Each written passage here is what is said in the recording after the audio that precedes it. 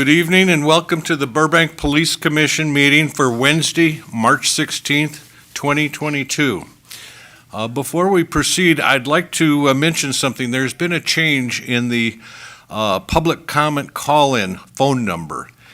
And so please make a note of it. The new number is 818-238-5821. Again, that's 818-238-5821. And we call this meeting to order. And Ms. Nakamura, could we have a roll call, please? Chair Chapman. Here. Commissioner Coombs. Here. Commissioner Elman. Here. Commissioner Feruzin. Here. Commissioner Hagobian. Here. Commissioner Liu. Not present. And Commissioner Turner. Here. Good. Thank you. The first thing off the bat is to do our flag salute, and this evening Sergeant Feckerty is going to lead us in the salute. Raise the right hand over your heart. Ready to begin. I pledge allegiance of the United States of America and to the republic For which it stands, one nation, under God, indivisible, with liberty and justice for all.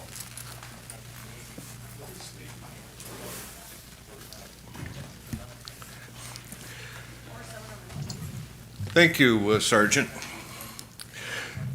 The public comment period will be upcoming in a few minutes, and to speak during that period, please give a call to area code 818-238-5821. City staff will answer the phone and announce the speakers in real time to the chair and when the public comment period begins. Again, 818-238-5821. Do we have any commission announcements or reporting out by commission subcommittees? Commissioner Hagobian. Thank you, Commissioner Chapman. Hi, everyone. Great to see everyone again. Just some items to report out, some activity in the community.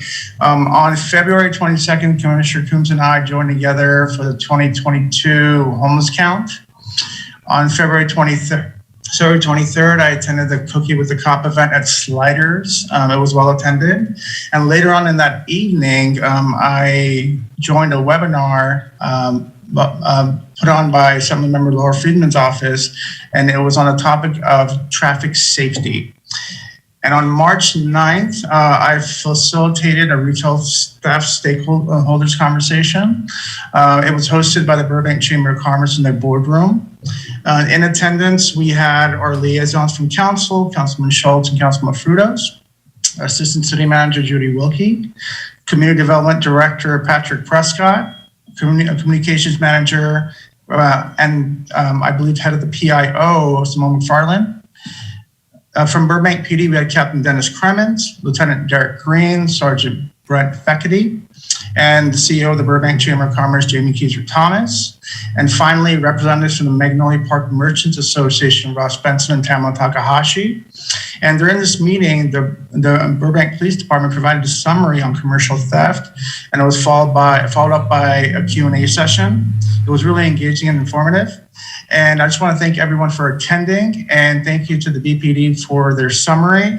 And since that event, just an update, the Chamber of Commerce with Magnolia Park Association in partnership is going to be creating a virtual webinar and inviting the Burbank Police Department to speak to local business owners on commercial theft and safety. This webinar will be recorded and will be used as a resource tool for current and new businesses in the community. And I'll report back on the details of the event as they develop. And on March 10th, I attended the Coffee and Donuts with the Cop event at Ballers and Brew with Commissioner Elman. I just want to give a shout out to Community Resource Officer Chris Peltier for bringing the community together and the PD together through these fun events. And on March 11th, I attended the 100th annual Gala for the Kiwanis Club.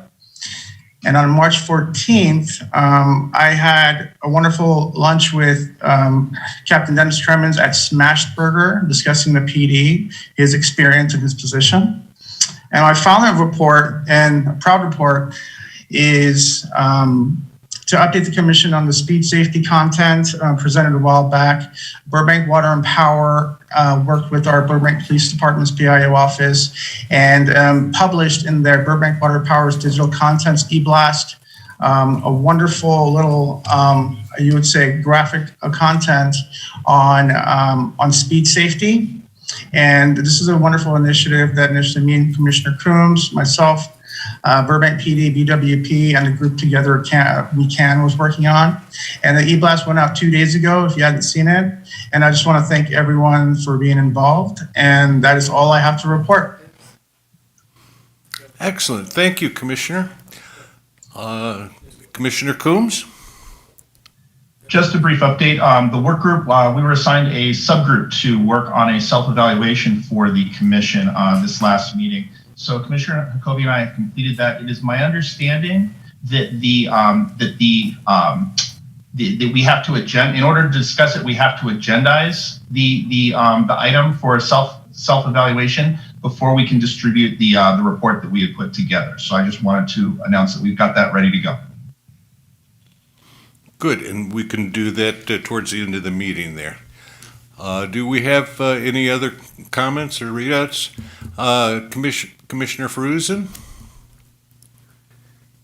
Yeah, so just to follow up on what I mentioned last month, so around pedestrian safety. So Commissioner Liu and I checked in again on that issue, and I submitted a request to the department for some more data around that based on the discussions I've had with her and Vice Chair Coombs.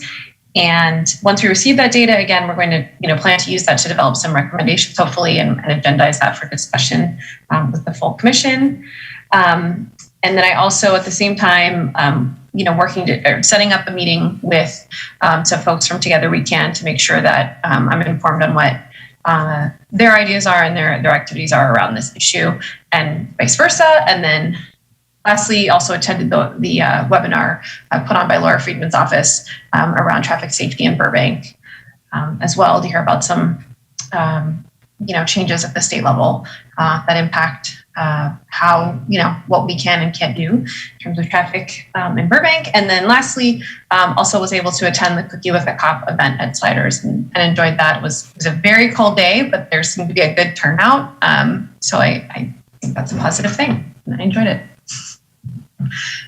Excellent. Thank you, Commissioner Feruzin. Anyone else? We'll move on to the oral communications. Commissioner Ellman has something. I'm sorry? Commissioner Mr. Ellman. I wanted to report Commissioner out, Ellman? Chairman Chapman. I didn't see your hand waving there. I had both of them up. I'll use my foot next time. Anyways, I also attended the Coffee with the Cop at Ballers and Brew with Commissioner Romick. And I also attended Laura Freeman's Zoom call on traffic in the Rancho. And that's all I did. Good. Thank you, sir. This is time then now for our oral communications. This is time for public comment. And again, the number to call this evening is 818-238-5821. And do we have any callers at this time? All right.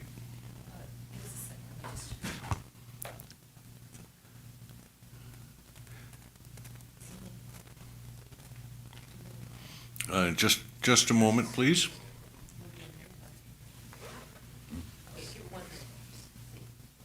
We're going to give it 1 minute just to make sure. Okay. We will give it 1 minute just to be sure. Again, that number tonight is 818-238-5821. 2-1.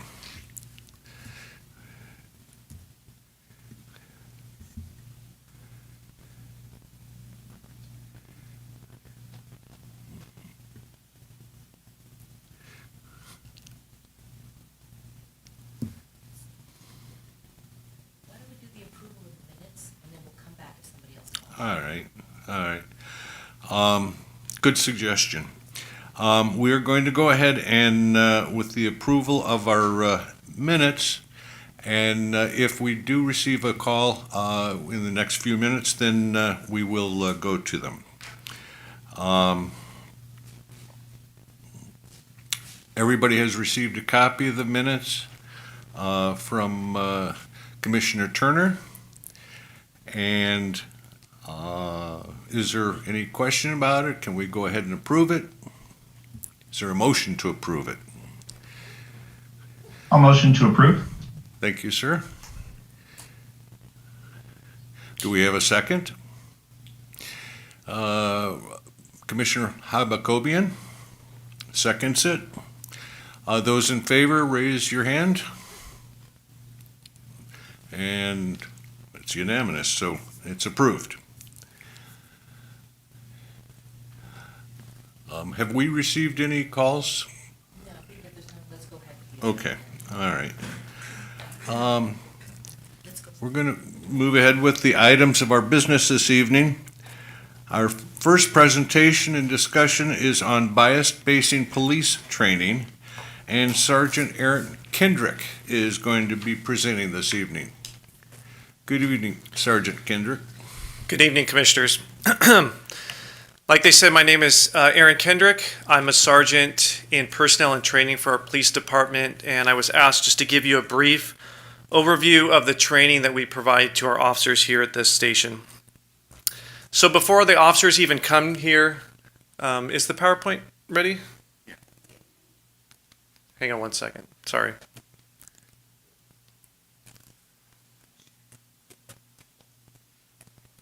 Good? Yeah. Okay, sorry. Before our officers even get here, obviously they've got some academy time and they will get a very basic foundation of the topic of bias-based policing, and that'll range anywhere from 16 to 16 plus hours, and that venue is more of a lecture type atmosphere for our new hires. Once they graduate from the academy, they will come to our station, and before we send them out into the field, there will be a variety of policies and procedures that we have them review and sign off on. And one of them is our bias-based policing policy. And in that policy, you'll see it'll give them a definition of what it means. You'll see the what's prohibited by our police department for them. We're asking what's required of them to give articulable facts as to why they stop people, why they're searching people. There's an understanding that anytime somebody feels that they've been stopped for some biased reason, that the officer is to immediately notify a supervisor. In that policy, you'll see that at any point, our audits and inspection team will do a random audit of our body-worn cameras, and that's more of a checks and balance type situation for us to see that we're in compliance with the policy. And then it also is notifying our officers that when there is a citizen complaint, that will be referenced to the Department of Justice. Outside of our policy, we also have, I'm sure you guys are aware of our Clia Standard. And in the Clia Standard, we are required to annually provide training to our officers, and that could be a variety of venues. That could be a refresher of our policy. That could be a formal training course. That could be in our training when we do arrest and control, when we do our driver's training. There'll be some type of policy review. What we did more recently, as of I believe it's January, a couple months ago, we put our officers through a 2-hour post-certified course. And in that course, they receive training from an instructor who is post-certified. There is a dialogue that we will have with the instructor and officer. And then there's more of a Q&A type thing between the instructors and the officers that they have to complete. At the end of the post-training, there will be a test, a very short, brief test for the officer that they need to complete as passing the course. And that's more of just a verification that they understand the content and they've retained it. More recently, what's come to our department is what we call RIPA. And it's a act that is referred to as the Racial and Identity Profiling Act.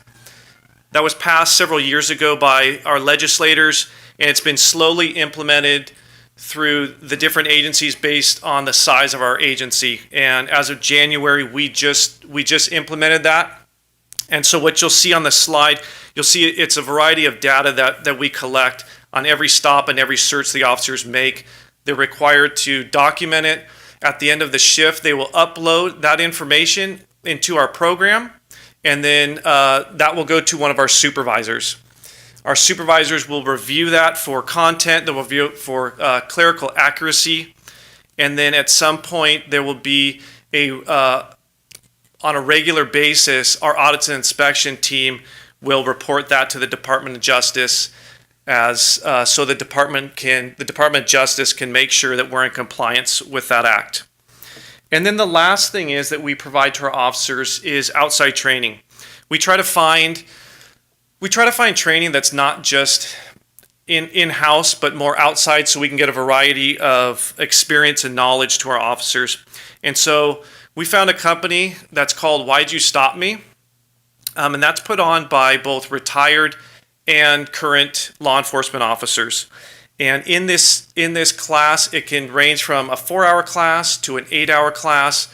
And in there, they will receive procedural justice training, and which will give them a very good foundation of how to treat people a little bit better, how to see things in the community eyes, how to attempt to bridge that gap with the community and try to mitigate conflict with resolution with the community. So we've had some really good success with that.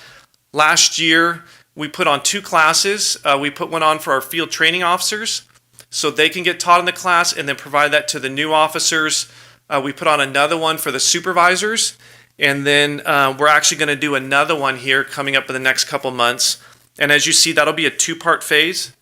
And what that looks like is you'll see the 2-part phase. It'll be a 1-day with our officers. Well, they'll get a 4-hour refresher course from this company, and then there'll be and then the second phase, which will be a smaller group with a different set of officers, and then we're going to bring some community members in to have some dialogue with the officers. So you get aside from the officers, and then you'll get aside from the community.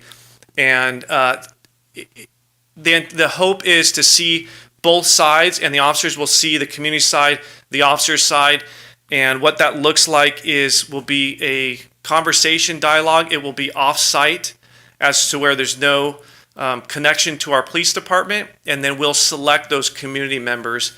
And this particular company has done this in the past, and what they're asking us to do is find community members that also have no connection or affiliation to the police department.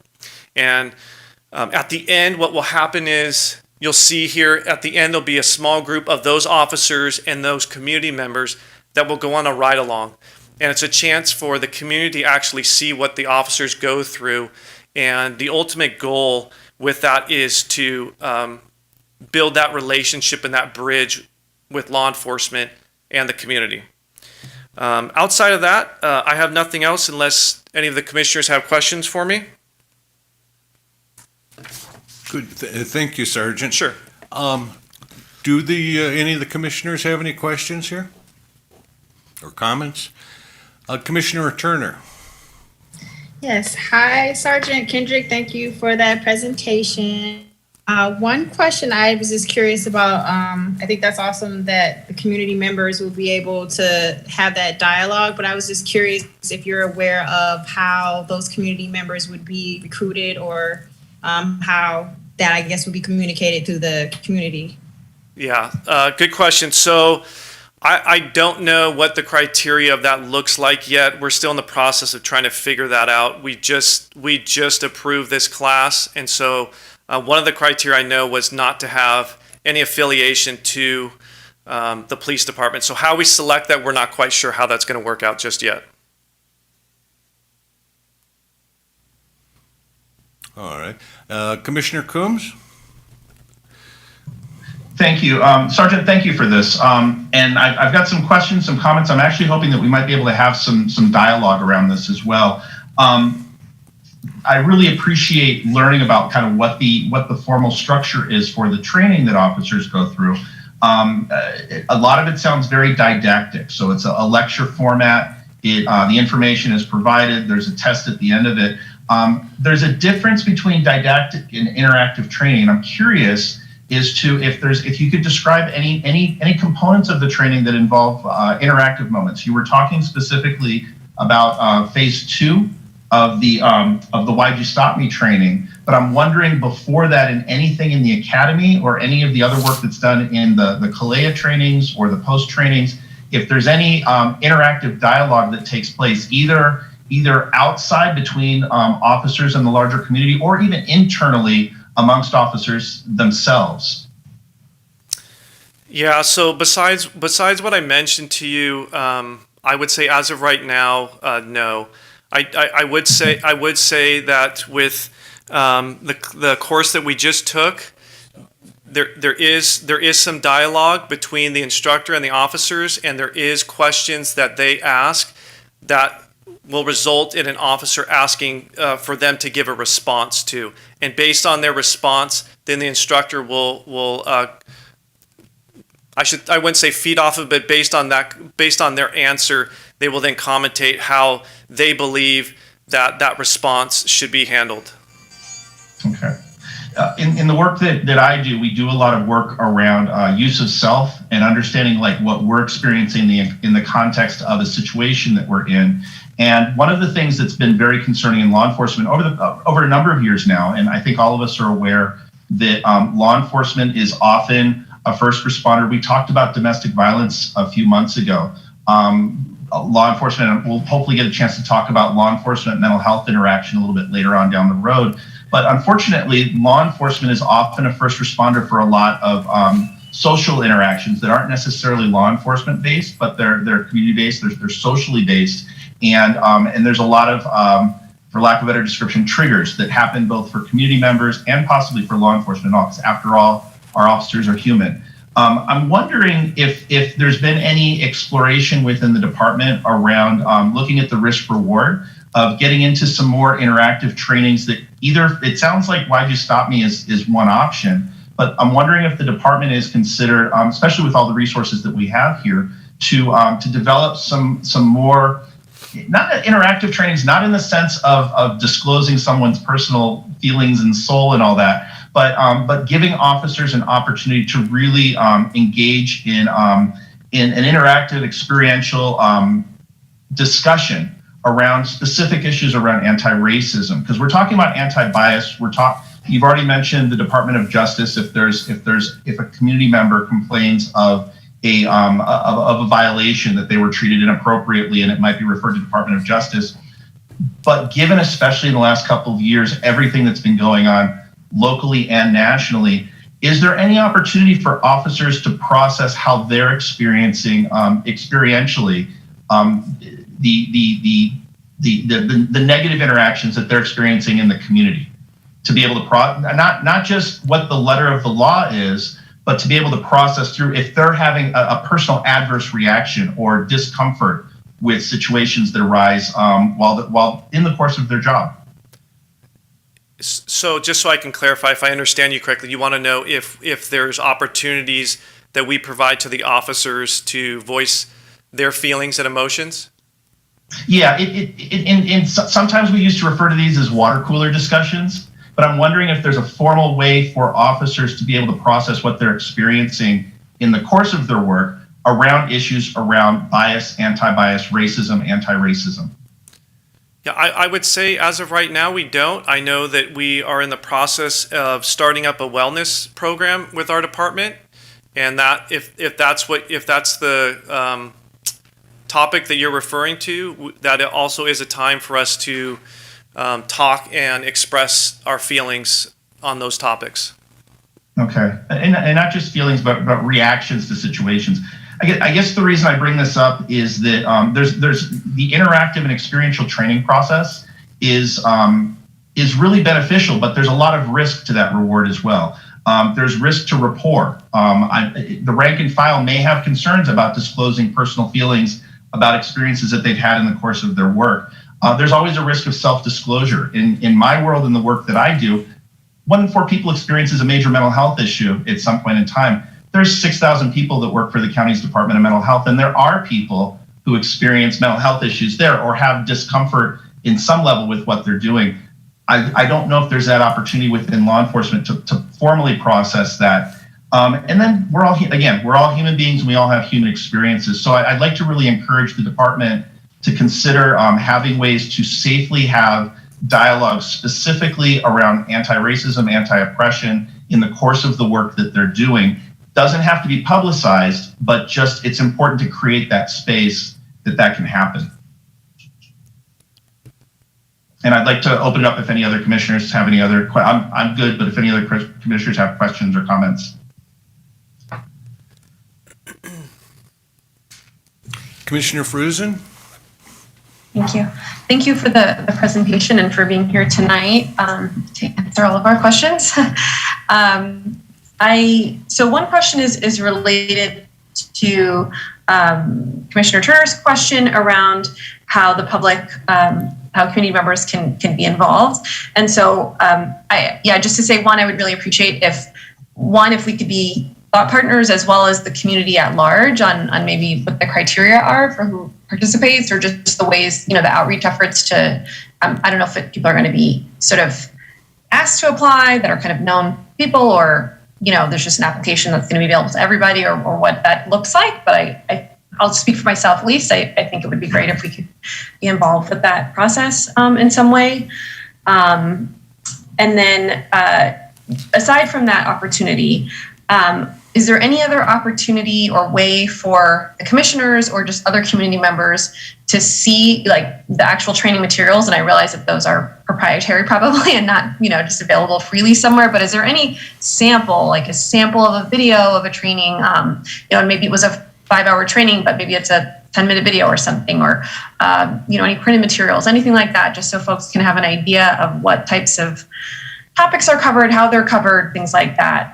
Again, understanding that probably they're proprietary materials, but is there any opportunity for that?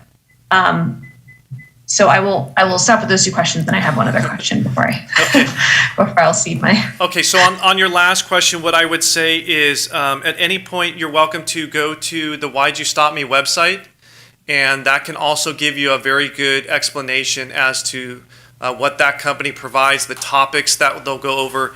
And actually the founder gives a really good video. It's probably about a 4 or 5 minute video that you can click on, and he'll explain to you his experience as a law enforcement officer and why he created that class.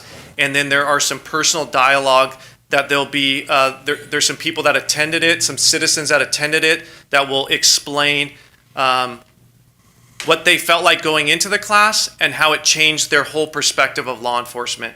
So that would be a small snippet of what I could tell you right now that would really open your eyes as to far as that class particularly. If I can weigh in, Commissioner Fruzen, as far as the training syllabuses for training, it is posted monthly. So whatever the training subject matter is, there's a syllabus with the expanded training schedule.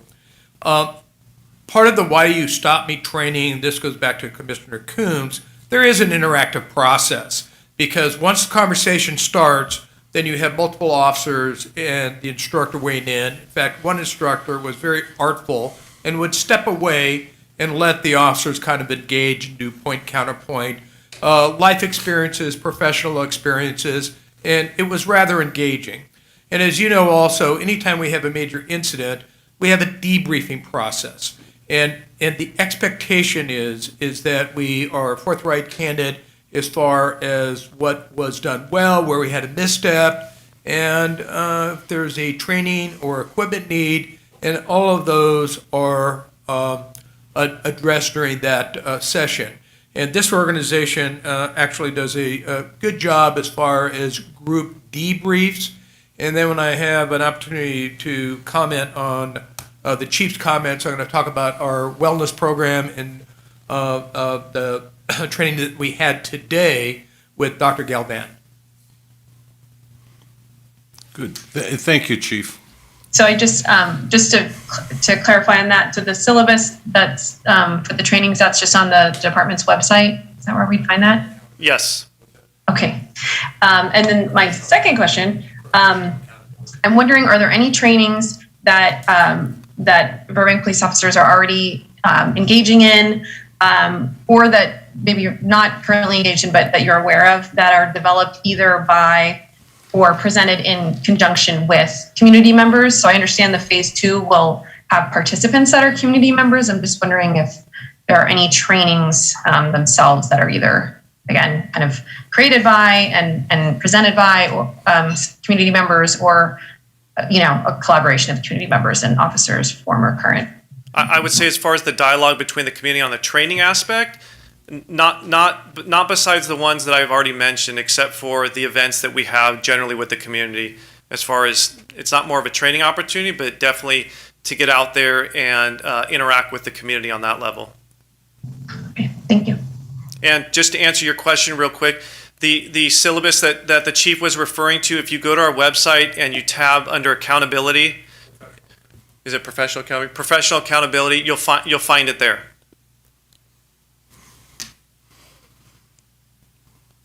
All right. Sergeant Kendrick, I have one question. Okay. You mentioned about cameras before. Could you reaffirm, do all patrol officers have cameras? And is it policy that those cameras be on anytime they come in contact with the public? All of our officers have cameras, and it is our policy that the cameras will always remain on while they're in contact with the public. That is correct. Great, thank you. And just curious, do they use that information from the video in review, in discussion about bias training? When you say are you referring to the random audits that we do? No, just the specific videos that we have. Is there anything that's used? Is there, rather than it being is it a training tool as well for the camera? The only time it would be, sir, is if it comes to CURB, which is our Critical Incident Review Board, and it's reviewed, and there's some training issue that we can do better in that platform that you're speaking of. Good. Well, I think we have answered all our questions here. We appreciate your presentation this evening. Thank you. Thank you, sir. We're going to move on to our presentation and discussion of the transition of the Burbank Animal Shelter from the Burbank Police Department to the Parks and Recreation Department. And this evening, Captain Travis Irving is going to give us some info. Just wanted to make sure that Commissioner Turner didn't have a question related to that presentation. I thought I saw a hand. No? Yes, I actually did have one more question. Go ahead. If I can answer it, I will, or I'll bring Sergeant Kendrick back. So I guess I was also just wondering, I know that I'm going to also check out the Why'd You Stop Me, the website and the video, and look more into what their training, I guess, involves. But I was also wondering, is there, if you're aware of, is there an aspect of the training where there's like also a historical reference and also a historical mixed with like recent events kind of like involved into the training in terms of having those dialogues with the officers? Yes, I believe that's all part of the Why'd You Stop Me training. It's included. Oh, great, thank you. Yes, sure. Is there any other questions on that topic? Good. Moving on. I think we can continue. Great. Thank you, Commissioner Turner. Well, good evening, Chair Chapman, Commissioners. My name is Travis Irving, Captain of the Investigations Division.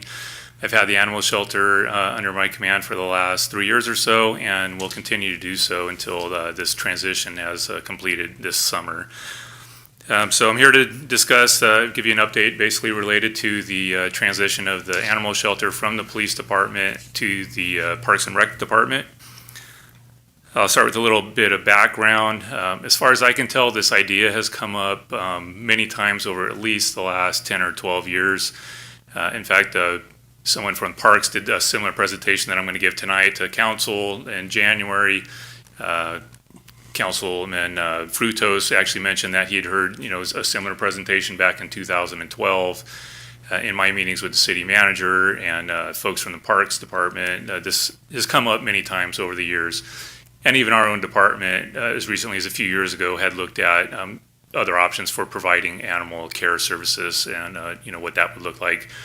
Obviously, none of those things had ever, taken hold. We still have the animal shelter under the police umbrella.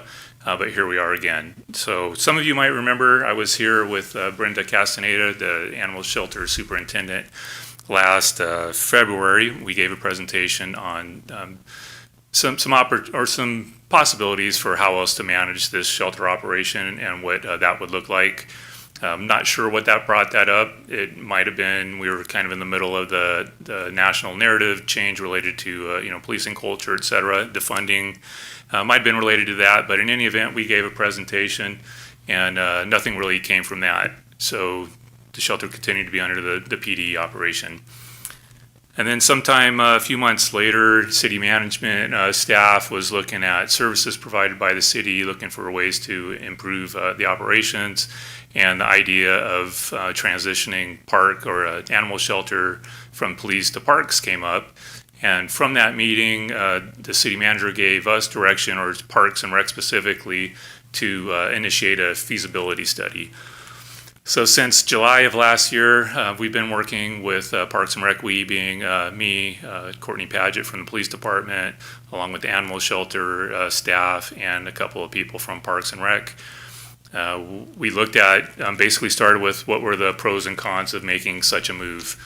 The pro list was pretty extensive. It is probably a better natural fit for this operation. They do a lot of outreach now with elderly, with children, and so in some ways the animal education and there's other ways of programming animals into the kind of events that they do, I think. So they're talking about bringing animals in to visit with the elderly, like at the Jocelyn Center, doing some stuff with the school kids and after school daycare and programs that they have. So it's just a natural fit in a lot of ways. They have a really strong marketing campaign at Parks and Rec, so I think the animal shelter could benefit from some of their marketing expertise. And there's a few other things. They're actually, Parks and Rec is looking at creating a dog park sometime in the near future. So I think having the animal shelter staff under their umbrella will be helpful and making that a kind of a more successful outcome with that park, hopefully. So overall, we found numerous pros. The only issue that came up was actually from the animal control officers. And they were a little concerned that if they weren't under the police department, would they still have the same authority and the same kind of respect from people in the public when they're dealing with enforcement issues. They currently wear a uniform. It does have a Burbank police shoulder patch on it, which if once the transition is done, that will no longer be the case. So that was really the only concern that was raised, and animal shelter staff did some outreach to other departments, other animal care providers, and they found that it hadn't been an issue for anyone that was not associated with the police department. And in fact, they found benefits to it, with it being a little bit less of a maybe authoritarian, seeing someone come up in a polo shirt as opposed to what looks like more like a police uniform. They actually like that approach, since most of the animal control places are more about education than they are about strict enforcement, and there being consequences to that. So once we got past that, there weren't really any other cons to deal with. Then it became more about challenges. So the shelter has been under the police department umbrella consecutively since 1955. Before 1947, until I don't even know when, maybe as early as the 20s, it was part of the police department again. So we've been intertwined with the animal shelter for a number of years. So we sat down with Parks and Rec staff, animal shelter staff, and literally made lists of everything that the police department's doing for the animal shelter, what the shelter does for the police department, and we took them one at a time and said, who's going to continue to do this? So we worked through, it was probably 2 or 3 pages worth of items like that, and wound up in a good place where there's going to be certain things the police department will continue to do for the shelter. The shelter's going to continue to do some things for us. There's going to be some things that are going to fall on the Parks and Rec staff to pick up responsibilities that were being managed from the police department. And we all basically came to agreement with how that was going to get divvied up. So after doing that, basically the conclusion of the feasibility study was that it was feasible and that it was workable. So the study concluded with a recommendation that we continue to look to doing the transition. And the recommendation was made to, if there was approval to transition, that we do that in 2 phases. So the recommendation was phase 1 to be that is once it was approved that we started co-managing the animal shelter between the police department and Parks and Rec. So the truth is the animal shelter day-to-day operations are run by animal shelter, the superintendent and her staff. Just there's oversight by me at the police department. So I am now working with Chris Smith from Parks and Rec, and we share that responsibility of overseeing that operation when needed. Part 2 was if that all went well, this co-management operation, and if we didn't come across any major obstacles, that the ideal time to do the transition officially would be at the start of the new fiscal year, which would be July 1. At July 1, then the recommendation was that would be the time to hand off all oversight responsibility, so it would go entirely from the police department to Parks and Rec. And then along with that, we would make the budgetary changes of moving their 1.8 or $8 or $9 million budget, into Parks and Rec for them to manage. So that was the proposition that we made. We presented that to the city manager and assistant city manager back in December. The chief was there, both the city managers, Parks and Rec director. So a number of us had a discussion about it, walked through the what our recommendations were and the phased approach, and the city manager agreed to it. He authorized to begin the transition process and basically us to start with phase 1. And at the end of January, we basically gave a similar presentation, what I'm giving you tonight, to City Council. It was Parks and Rec staff that did that. The City Council had no objections, a couple of questions, and basically approved to note and file. And since that time, we have started with the phase 1 of the transition process, which is me and Chris Smith from Parks and Rec overseeing the management of the animal shelter. And then the plan will be, unless there's something that comes up that we missed, we will make the final handoff will be at the beginning of the next fiscal year. And I think that's all I have for you. That's where we're at right now. I'm happy to answer any questions if you have any. Thank you, Captain Irving. Are there any questions from the commissioners? Commissioner Coombs? Captain Irving, thank you for this. A couple of questions for you, and you answered some of them along the way as well. I just wanted to confirm. It sounded like your talk it is about an $8 to $9 million cost transfer from police department budget to Park and Rec budget. Does that sound about right? No, I'm sorry. I stumbled through that part. It's about 1.87 million. Okay. So just under $2 million. Okay, thank you for that. I'm wondering, has there been any estimate of the cost of the transition itself? I'd heard in the past issues about kind of relabeling vehicles, uniform costs, I'm assuming letterhead, that kind of a thing.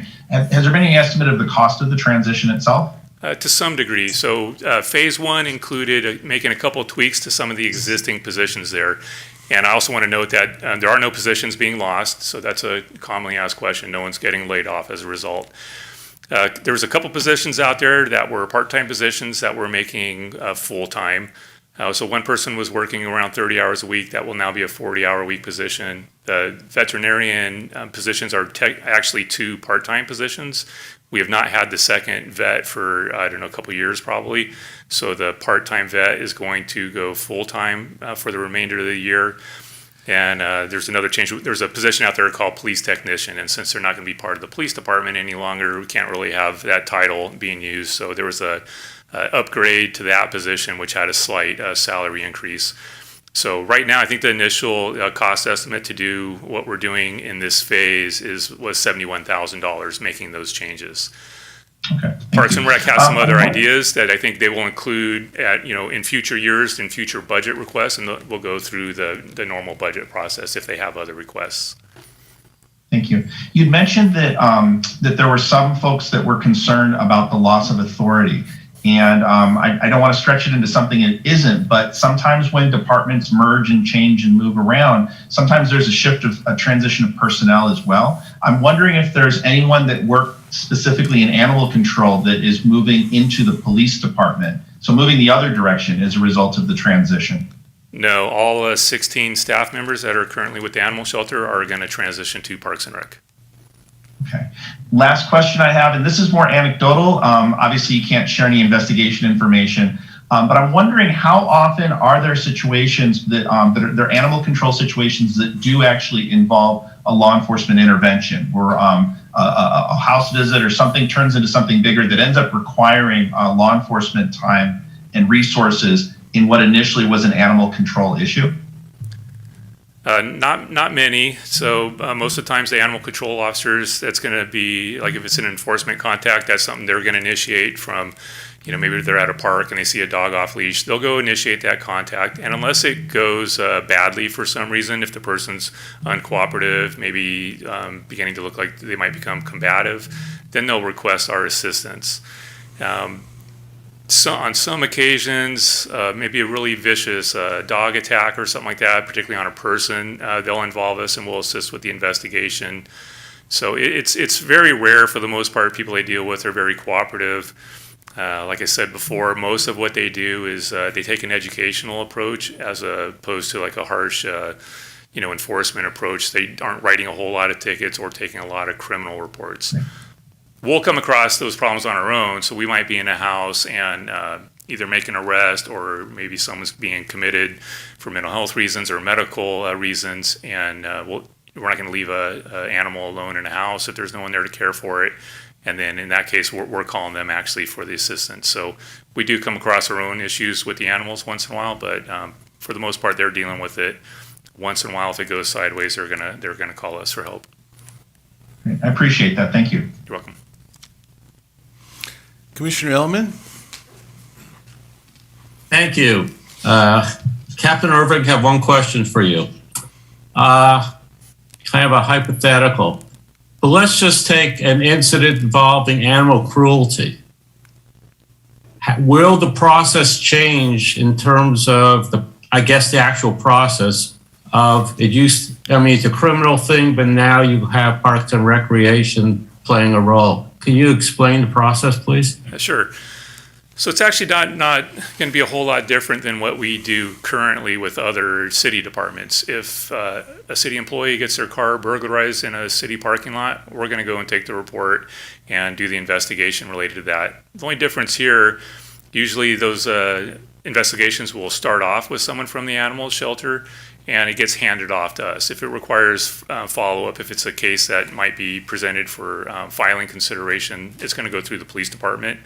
So that will continue to be the case, and it really is a service that we do for other agencies. We assist occasionally with code enforcement in some of their operations, and like I said, if there was a crime committed against another city employee on a city property or something to that effect, we're doing the same thing in that case. So really no change. They only see those cases to a certain extent.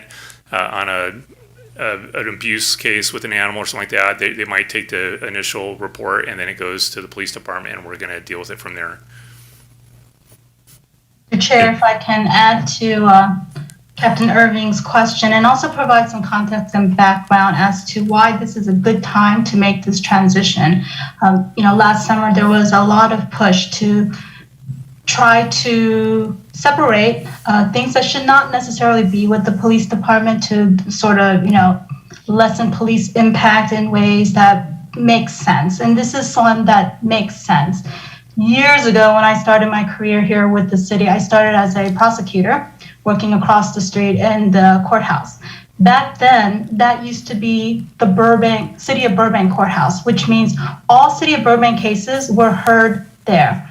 Felonies, misdemeanors, you name it. We didn't get sent out anywhere because it was our courthouse that we paid for, we built.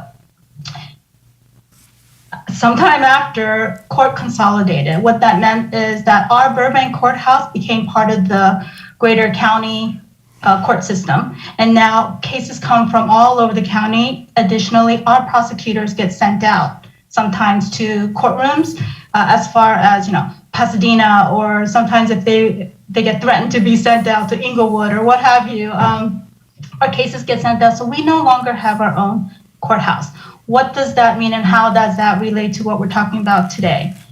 In the past, when we had animal control violations, we treated those as criminal cases. They were cited criminally and they would go to criminal court in order to deal with their cases. Even cases of barking dogs. If you had a dog that you couldn't control and it created loud and unreasonable noise for your neighbors, it's a violation of our municipal code. And so even those cases were treated criminally.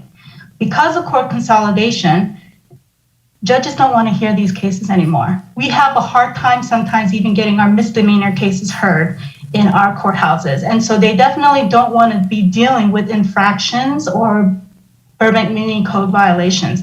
So we no longer have the criminal path to deal with these violations of our animal control laws. And we don't necessarily want our animal control laws to go down this path. So part of this transition is that we are putting into place an administrative citation process so that when we have violations, we are not taking them through the criminal court system, but we are taking it through an administrative process where if you get a cite, you're going to get a fine if you're found in violation. You still have appeal rights and what have you, but the ultimate penalty will only be a fine, and it, for the most part, makes sense for the types of violations we're seeing. If an animal control officer, however, goes out to a site and they see a case of animal cruelty, which was Commissioner Elman's question, and it is sufficiently severe that it is not appropriate to handle in an administrative citation manner, that animal control officer, if they need to, can call for police backup at that moment to come on scene, or they can take an initial report, and just like all other police reports taken by patrol officers, it goes up the path, gets assigned to a detective, it will be investigated, and it would be sent to either the DA's office or to the city attorney's office for criminal prosecution. So if you find egregious cases of violations of our municipal code or the penal code related to animals and animal cruelty, those will still be handled criminally. We always have that option. So we're not giving up any necessary process that we should be maintaining. So that's a little bit of background and context, again, as to why it makes sense to make this move now. We are still trying to work out all of the kinks about how we're going to do it, but I believe it's a good time. I've been working closely with Captain Irving as well as the Parks Department in order to make this happen. And I think it makes sense. Thank you very much for that. Good. Thank you, Ms. O. That was a perspective that was appreciated. Commissioner Feruzin, I believe you have a question there? Yes, it's just a quick question. Again, thank you for the presentation and the information. And my question is, currently, I'm wondering, are a lot of folks calling, 911 when they see an issue with the animal, whether that's a loose dog or they're, maybe, unfortunately somebody was bitten by a dog or whatever the case may be, or are they calling animal control and just, I guess just for our benefit and the community, can you share what folks should do? Who should they call, and does that change as this transition's happening? So currently, the calls happen both ways. We still get calls in the police department at the communications center. Some people call directly to the animal shelter. Even now, short of it being an emergency, obviously if there's a dog mauling even another dog or a child, of course, we'd prefer that you call 911 so that we can send police resources there. If it's not emergent, the preferred approach would be to call the animal shelter directly during their normal business hours. If it's outside of their normal business hours, it's totally appropriate to call the police department. And the truth is, we get both. And either way, if it's appropriate, we go out and deal with it, we being the police, or we will transfer the call over to the shelter. And that's something we're going to continue to do into the future. It was on the list of things that we do for them now, which is dispatching, either transferring the calls or raising their employees on the radio. So we'll continue to do that. If in the future we get calls directly at the police desk, if it's something appropriate for police to go and handle, we will do that. If it's more appropriate and it can wait, then we'll send that to the animal shelter. Thank you. Commissioner Coombs? Something that Ms. O said that just brought this up. I'm really appreciating this conversation on a number of levels. Interestingly, child abuse laws in the United States were actually developed in response to developing animal cruelty laws. So we had animal cruelty protection before we had child abuse protection in the United States. And what you were just describing, Ms. O, was what sounds like a pretty robust system to go out and address animal wellness situations. And if it turns into a law enforcement related issue, law enforcement is then brought in. I just realized that you may have described a model that we may want to consider down the road in Burbank for expansion of social services and mental health outreach and wellness outreach that then partners with law enforcement, which maybe we can discuss, we'll hopefully discuss at a later point. But instead of using, in our earlier presentation, we were talking about law enforcement often being the first responders in social service situations. Imagine if we had a social service response in Burbank that was similar to our animal control response and then partnered with law enforcement and other community resources. Just wanted to lift that up. Good. I will note the one difference though between the animal control officers and the mental health professionals that are going out. The animal control officers have OC spray and they're trained in its use. They carry handcuffs and they have the legal authority to make arrests if needed. So there's some differences there. What makes you think the mental health people don't have OC spray sometimes? I wouldn't blame them one bit. Captain, I have a question. Yes, sir. With the responsibilities of the animal shelter being shifted out, just to reaffirm, I guess, is that there is no loss of funding to our police department for their focus in crime prevention? Or No, the 1.8 or $9 million it costs us to operate the animal shelter, that is going to be removed from our budget, but so is most of the work that goes with that and the employees that go with that. there was a previous cost. Right, the majority of that cost is related to salaries and benefits. That's always the case. It's about 85% most likely. So that's going to go with them. All 16 employees are going and the entire budget goes with them. So yes, our budget will be reduced, but it's not going to impact other things we do because all that money was earmarked towards the shelter operation anyway. Good. Does that make sense?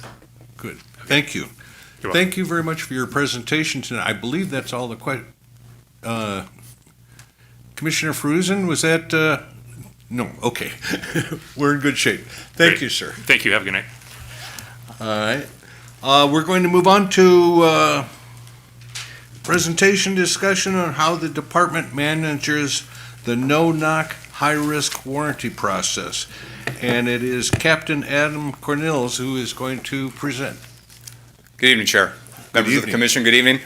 My name is Adam Cornels. I'm the Patrol Division Captain at the Burbank Police Department. I am recently promoted and assigned. I've been in the spot for about 2 months. And as you discussed, I'm here to give you a presentation at your request on the way that we manage high-risk warrant service and no-knock search or service of search warrants.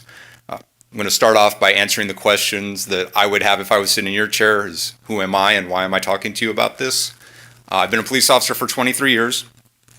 Started out at Monrovia PD. I came to Burbank in 2006. I spent the bulk of my career in criminal investigations and on tactical teams, on SWAT teams, including here at Burbank PD. I just came out of 4 years in administrative assignments, recently promoted to captain. I've been assigned to the patrol division, so I am back with these SWAT operations because that falls under my chain of command. I'm ultimately responsible for everything that the team does. in their operations. So I'd like to get to what I call the bottom line up front. Want to address the concern, the elephant in the room right away. The Burbank Police Department does not perform no-knock service of search warrants. It's something that I understand the concerns. There have been some provocative incidents around the country that bring this to the forefront. I will tell you, in my experience, in the time I've been a police officer in this region, in the LA Orange County area, I've served hundreds of search warrants, dozens as a member of the SWAT teams. I've never served a no-knock warrant. I've never seen one served. I've never spoken to any of my associates or been part of an operation where a no-knock service was done. My chief, Mike Albanese, probably double, triple my experience in this field. He and I discussed this before. He's never served a no-knock warrant, never been part of an operation where they were served. It is not part of the law enforcement culture in this area in LA Orange County. We talked about it a little bit on the side, and I can think of one or two agencies down in San Diego, that area that I've heard of doing it, and some federal agencies that I've heard of doing it in the Southern California area. Obviously, in different parts of the country, there's some different practices. I'm not here to throw rocks or criticize from 2,000 miles away, but the bottom line for us out here is when we look at it, it doesn't pass our balance test. The risks involved in serving a warrant in that manner outweigh the benefits of any element of surprise that is being achieved in doing it in that manner. So a quick overview of what a search warrant is. It's going to be a very brief touch. We serve search warrants as part of criminal investigations. The investigators will author a search warrant. There's an affidavit that they fill out. They apply to a judge, laying out facts of the investigation, probable cause to believe that elements of evidence are located at a certain location.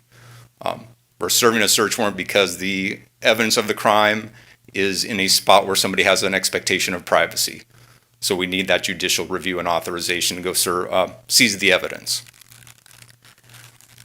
The judge is going to review the application from the investigator. They give approval. Search warrant can authorize law enforcement to search a location, vehicles, a person, or some other specified locations where we have probable cause to believe evidence of a crime is contained. If it's found there, the evidence can be seized and held onto as part of the investigation. You see, I have a face page, a blank face page of a search warrant up there. It's going to outline some criteria for the authorization of the search warrant, the type of evidence being searched for, and some special requests that are made to the judge on a regular basis. One of them being a Hobbs sealing, which is basically sealing the warrant from public view, typically because there's some confidential information there to protect somebody's safety, and also for night service. Generally speaking, we're authorized to serve search warrants between 7 a.m. and 10 p.m. Anything outside of those hours, we need the judicial authorization for night service between 10 p.m. and 7 a.m. Talking a little bit about search warrant planning. A search warrant is not an ad hoc thrown together event. This is something that we plan very meticulously. There's an operations plan that we do in the department. This is going to involve a comprehensive examination of the circumstances of the crime. We're looking at the suspect and the occupants of the location, criminal histories, any sort of propensity for violence, weapons that may be registered to them or that they're known to have.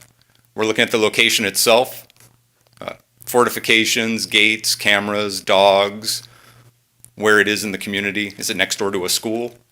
That could change our game plan. And we're looking for safety concerns. Safety concerns for the community and the neighborhood of us conducting an operation there. Safety concerns for the officers who are going to be serving that warrant, and safety concerns for the occupants of the location itself. Part of the operational planning is a risk assessment, where we're going to be looking at, like I said, the structure and the location. Are there any concerns there that may present themselves when we go to serve the warrant? We're looking at the suspect, looking at the occupants. Are there kids? Are there elderly people there? Are there people who are not part of the criminal investigation that are there and present? What does our suspect have in his history? What has he done before? What are we looking at for the current crime that's being investigated? Weapons, body armor, and then we're looking at service methods, or what approach are we going to take to serving this warrant as part of the risk assessment. If we assess that this is going to be a high-risk search warrant, that is a referral to the SWAT team. We're not going to have our detectives going out with less training, less equipment to go serve a high-risk search warrant. There can be a middle ground where SWAT provides an element to assist with the entry and service of the warrant, or to assist with taking the suspect down away from the location, but without having the full SWAT team show up. Or we can do an assessment and assess that the investigator doesn't need SWAT's assistance in serving this warrant, and the investigators can handle it effectively on their own and safely. A big part of our planning process is review. There are multiple layers of review throughout this process before we launch an operation. The search warrant and operations plans are reviewed by supervisors at every stage to ensure completeness, accuracy, and that we're adhering to law and policy. The search warrant itself, before it even goes to the judge for review, the investigator supervisors have reviewed it, made sure it's accurate and complete. It gets reviewed again by the judge in chambers, authorized there. The operations plan itself gets reviewed by a sergeant and a lieutenant. If this is going to be a high-risk service by the SWAT team, it gets an additional level of review by coming through me, followed up by an operational briefing to chief and command staff. When it comes to the ones that we're doing, I tell my sergeants and lieutenants, review this plan with an eye that there is a life-altering, career-ending error or mistake in here somewhere, and it's your job to find it. So we go through it with a very fine-tooth comb to make sure that we don't have any issues or any errors. When it comes time to serve the warrant, there's a briefing. It's conducted prior to the service. It involves everybody who's going to be involved in that operation. They all attend. The investigator is going to provide an overview of the case because everybody who's here to serve this search warrant may not be intimately familiar with their case or their investigation. They're going to give an overview of what's happened, a review of the suspects, any evidence being sought. They're going to provide copies of the search warrant to everybody who's participating. That way our folks can look at it and know in their heart, I have good standing here, a judge has reviewed this for this location and it's been authorized. And I know what we're looking for. We'll go over the operation plan, talk about the location, how we're going to make an approach, the sequence of events for how we're planning to serve the warrant. We assign roles and equipment to everybody who's participating, and then we wrap things up with a review. We'll go over contingency plans. We have our operations plan for what we want to do, but the one person who's usually not present in the briefing is our suspect, and we don't get to tell them what they're supposed to do. So we have to plan for the what ifs, if they do something that we didn't plan for. We go over that. We go over the use of force, deadly force policies, just to make sure everybody is grounded. We talk about our shots fired plan. If the shooting occurs during the warrant, what are we going to do? We talk about our medical emergency plan. With the SWAT team, we have medics assigned, and we have an evacuation vehicle that will be on site. So if somebody is injured, we can get them out of there quickly. Final step of the briefing is what we call a brief back. We go around the room.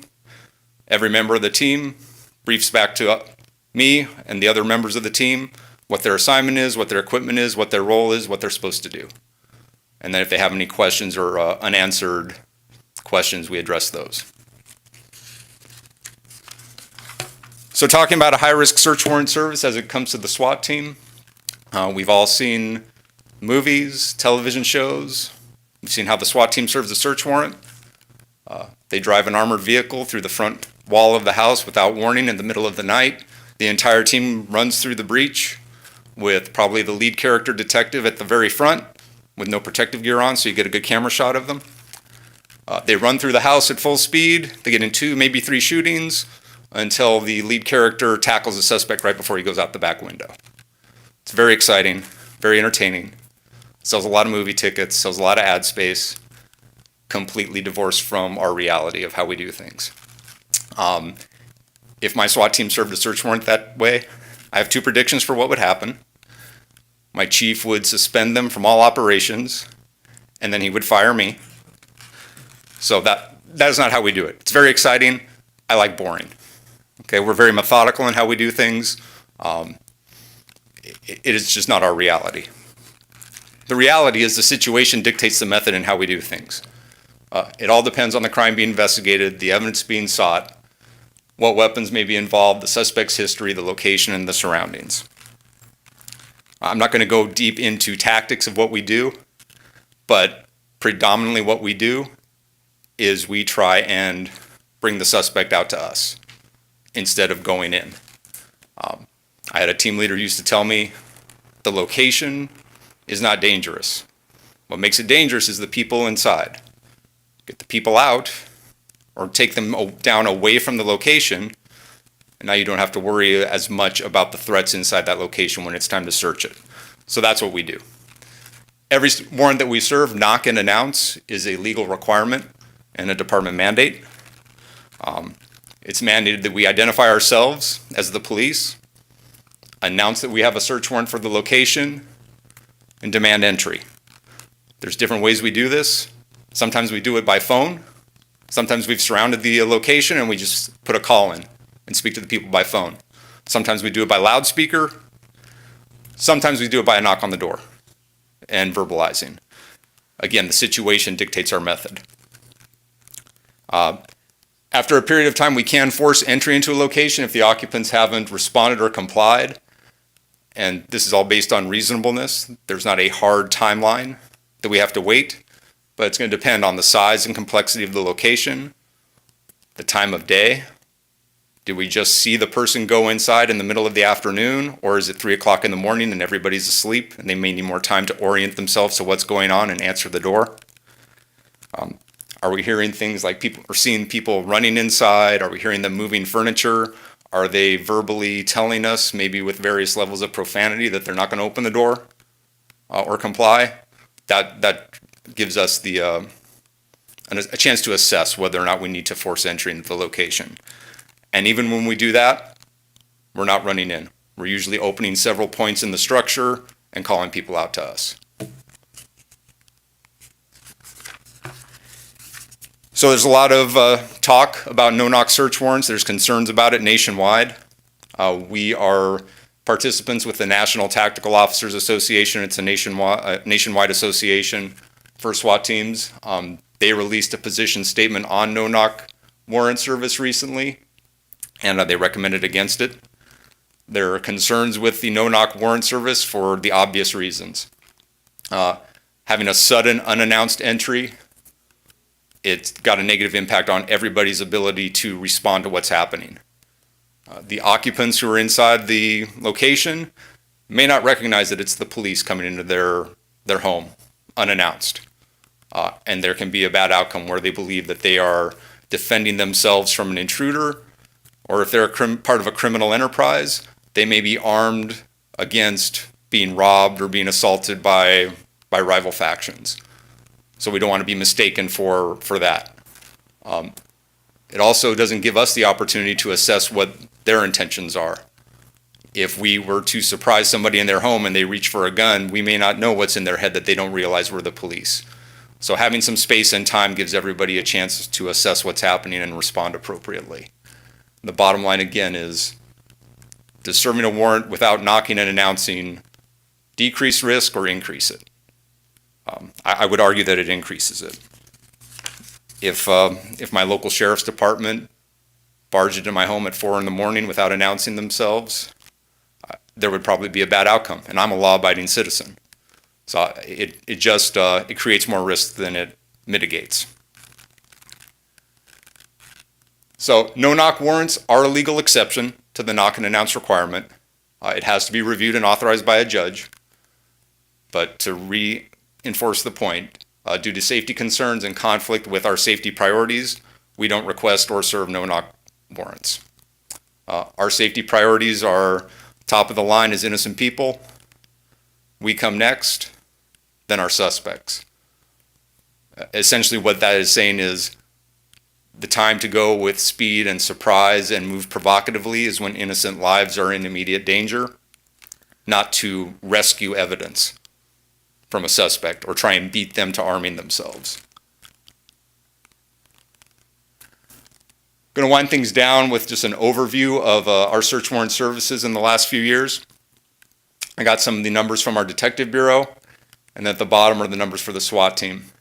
Going from left to right, number of search warrants served, number of forced entries, number of warrants served with a no-knock.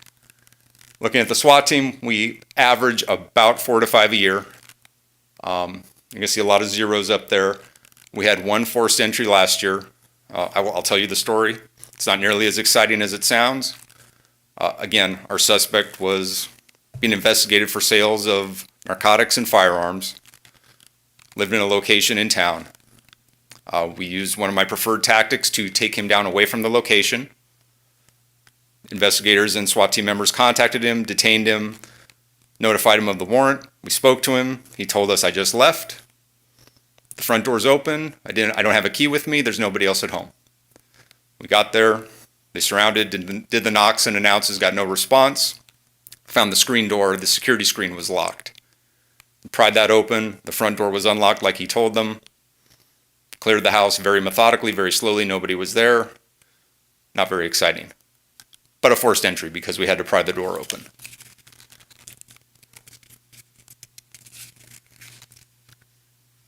With that, I just want to say that this is a thinking man's exercise, serving these warrants. My goal for us with these, to not have issues, not have exciting moments, is to basically look at this like a chess game where I want to put all the pieces on the board and have that person in checkmate before they even know the game is being played. And then when we make contact, they realize that they are in a dilemma and they have no other option but to comply and go through the process. So, movies and TV, very exciting. I and my chief, we like boring. And I'll take any questions. Thank you, Captain. I have a question right off. Thank you, Captain. I have a question right off here. So the no-knock is legal. There's no state law banning it or restricting it. Is that correct?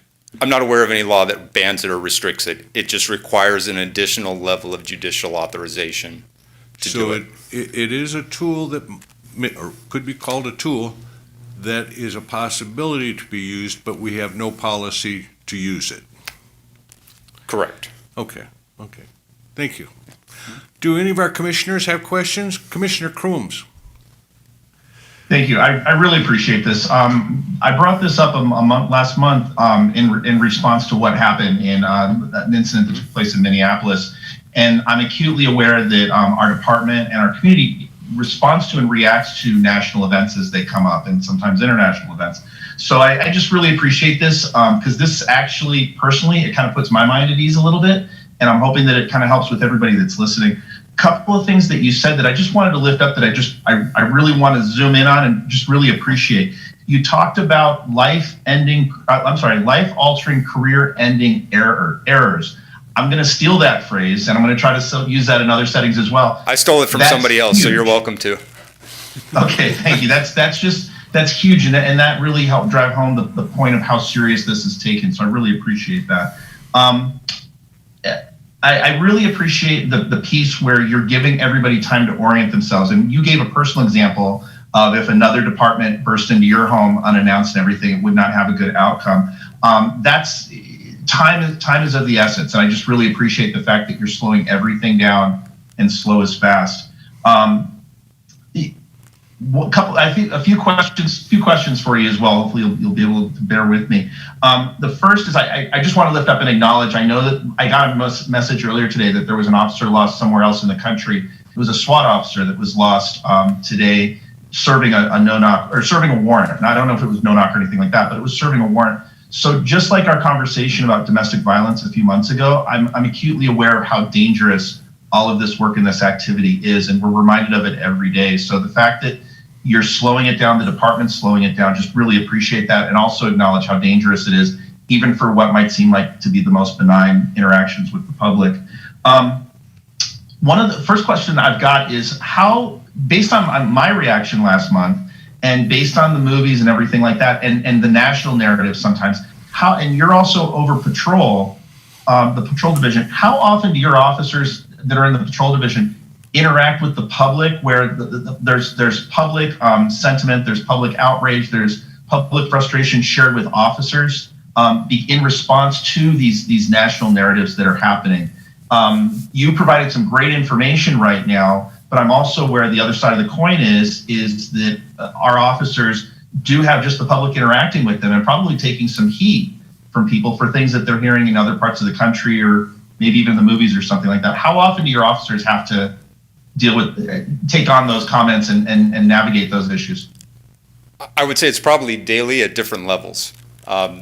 You'll have times, if you wind the clock back 2 years, it was daily at probably a much more provocative level because things were fresher and rawer, and the generalization about law enforcement was a lot more acute.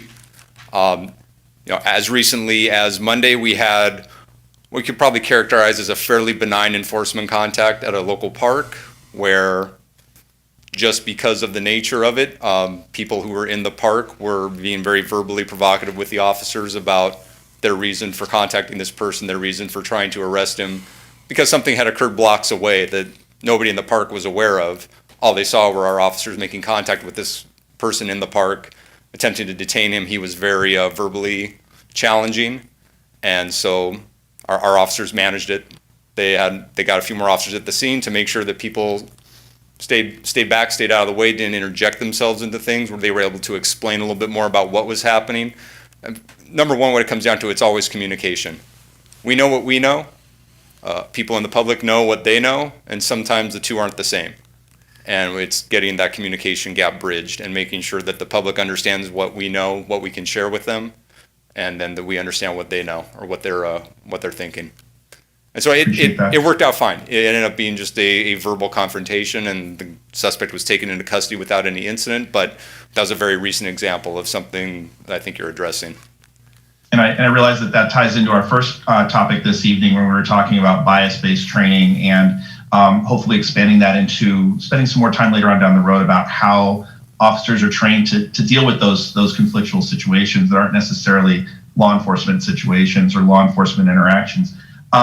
I'm wondering, and this is a question actually for the department, and Ms. O may be aware of this as well, and Chair Chapman had alluded to it, is there any movement across the country to remove the legal exception to no-knock warrants? I'm not aware of it. I'm guessing that is probably going to be part of a conversation, but I know that there are a number of department policy changes around the country where individual departments are making policy changes. I believe Minneapolis is one of the ones that, in light of recent events, made a policy change about the no-knock warrants. I could see that being something that, instead of being left to individual department policies, that is legislated, but I haven't been in the loop on any pending legislation. Okay. Ms. O, any? As far as I know, there's nothing pending for us on the state level. It's not part of any of the pending or proposed police legislation. I have heard that maybe the city of Pomona is looking at something, but again, there's been nothing definitive. I think part of why you're seeing or not seeing a strong movement for it is, as Captain Cornelius told us, it's not really part of the culture of how policing is done here in Southern California. So we're not really seeing a lot of, vocal opposition to no-knock warrants or any movement on the legislative level for that. Thank you. Based on Captain Cornell's presentation, I'm wondering if that's something that our commission may at some point want to take on to possibly advocate for something like that on the state or national level. It seems that the presentation itself was fantastic, and we've got some feelings about this. The department clearly has some feelings about what's acceptable versus unacceptable behavior. Maybe that's something that we can advocate for as a commission. Last question, and this may be an obvious answer. You provided the data about detective serving warrants versus SWAT serving warrants, and you described the specific situation about a SWAT served warrant. Why is there more forced entry with detective served warrants than SWAT served warrants? It's maybe an obvious answer. So there's a lot more warrants being served by individual investigative teams, number one, and I'm not going to be able to give you a recap of every single one of these incidents. I can tell you about times where I was a member of a detective team serving warrants. Sometimes it was a matter of our suspect was in custody and we didn't have keys to the location, so we were forcing entry. Sometimes it's just the nature of the service when the entire SWAT team shows up to serve a warrant at somebody's house, they tend to be much more overwhelmed mentally and more primed to comply. Sometimes when it's a team of what appears to be 6, 7 detectives and a couple others on a perimeter, they may be a little more provocative and less willing to open. It's all situation driven.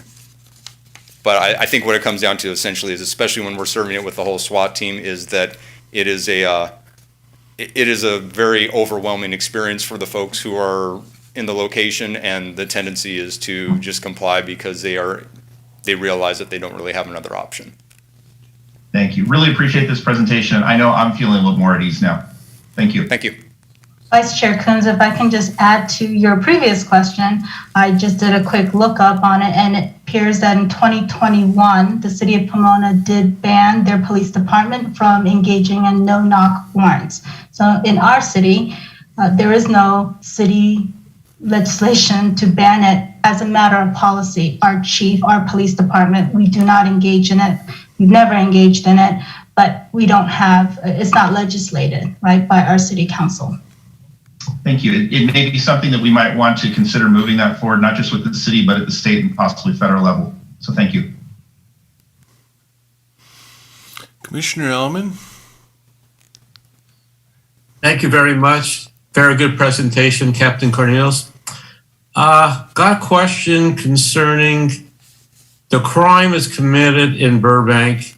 Your search warrant is at a residence outside of the city. I guess you work with outside agencies. Could you kind of what I'm really interested in is, who is the lead agency when you're dealing with mutual departments? I'll give you a short answer and a long answer. The short answer is, if it's our investigation, in our case, we are the lead agency. We have authority to go serve warrants in other jurisdictions within the state. The longer answer is, if it involves outside jurisdictions, we definitely coordinate our activities with them. There are a number of clearinghouses that we go through to work with to make sure that we're deconflicting things so that we don't have multiple agencies looking at the same location and trying to serve a warrant at the same time or run into surveillance at the same time.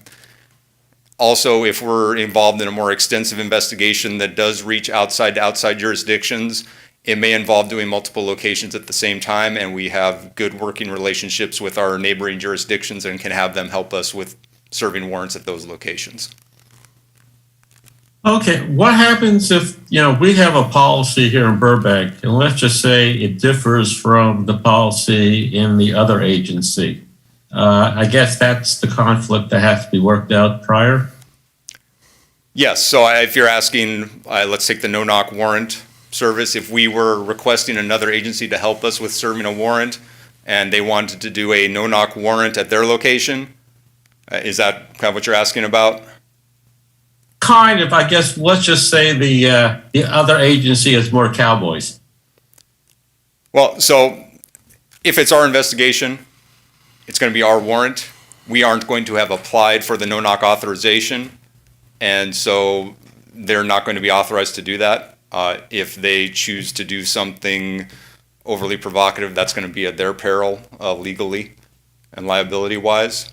But we work with all of our surrounding agencies on a regular basis, and I have not witnessed anybody that I have any concerns with as to that. And we're going to go over operations plans with them, and if it's our operation and their operations plan conflicts with our policy or our methods, then we're going to have a conversation with them, and then we may find somebody else to do it. Thank you. I guess I've just watched too many movies. Commissioner Hakobian? Captain Cornelius, thank you so much for that fantastic presentation. And just to touch on what Commissioner Cruz mentioned earlier, and kind of being at ease, and I do really appreciate the fact that we don't issue no-knock warrants. And is there any way we can? I'm sure there's a community in Burbank that doesn't know that. Is there any way we can get that presentation sent to us and for us to share it with the community? Because I'm sure that would ease a lot of people's minds. I'm sure I can share it. I would need to go through quickly to make sure I don't have to redact anything from it, but I would have to. I would probably want to. Yeah, my chief is suggesting it gets pared down too, so it's a little more digestible. There's some things in there that may not address the concerns. Sure. Thank you so much for that. Commissioner Fruzen? Yes, again, thank you for the presentation and also just for responding so quickly to the request on that, as it was an issue, at the forefront of the news in people's minds. My question is just understanding that these are maybe potentially all, high risk situations, whether or not they are assigned to the SWAT team. Is there ever, any involvement in even just in terms of the planning, possibly with the MPET team, as we've heard about, Yes. the work that they do and the really great collaboration that happens with the department, and just wondering how, if at all, they're involved, or is there a way to get them involved, understanding that it may not be appropriate or safe for them to actually be there at that moment, but. So I'll also give you a short answer and a long answer. The short answer is yes, we do plan for the MET team's involvement in some of these. The longer answer is some of it depends on the suspect. We have had investigations where there were some clear mental health components to the suspect's behavior, and they were included. It doesn't mean that they are going to be at the door, but they will be there. When we do a full SWAT operation, a critical component of that is our crisis negotiators. They are a part of our team. The mental health team is attached with them. And when I mentioned sometimes we're putting a call in by telephone to the occupants, that's typically done by our crisis negotiators. So they can establish rapport with them right away. And if there's a mental health component, our mental health team is there and they can be handed off too. Great. I'd like to make a comment, kind of piggybacking on Mr. Coombs, and this would be directed towards Ms. O. Is there any unique codified policy for our police department by the city of Burbank versus the state? You mentioned Pomona or something there that was reviewing some. Is there anything that we specifically have in Burbank for our police department? By the city, Warrants? codified, yeah. No. So our police department is governed by their general orders. So the police department has their own book of rules that they follow, policies and orders that they follow in different given situations. And so they have in their general orders regarding search warrants, the rules that they have to abide by. It's not in our municipal code, it's not mandated by our council. It is totally within the police department and their purview. And the same going up a level at the county level? Are you asking is there any county legislation that bans no-knock warrants? Correct. No, I'm not aware of anything. Okay, so state. Right, so, That's it. yes. All right, thank you. No, so let me be clear, the state has not banned it in California. Only the city of Pomona within their own city has passed legislation that prevents their Pomona Police Department from executing no-knock warrants. That is a city decision that their Pomona City Council made for their city. There is no pending legislation in the state regarding no-knock warrants. Okay. Thank you. And thank you to Captain Cornels for a fine presentation this evening. Yeah. Thank you, Chair. Thank you, Commission. You have a question, Mr. Chair? Commissioner Coombs? So, Ms. O, you'll have to help me out with this to make sure I'm doing this right. I'd like to try something real quick to kind of flex our authority and our role within the commission. I'd actually like to make a motion that we develop and forward a proposal to City Council, the City Manager, and Burbank Police Department regarding no-knock warrants based on the information that was provided this evening by the department, and then subsequently share that information with our state and federal representatives. So you're going to want to strangle me, but our agenda has this item as a presentation and discussion. It was not agendized for any action to be taken by the commission. But so if this is something that you would like to move forward with as a body, we can put it on the next agenda for, to have the motion to take some action. Great. Appreciate that. That helps me understand how the process works. Thank you.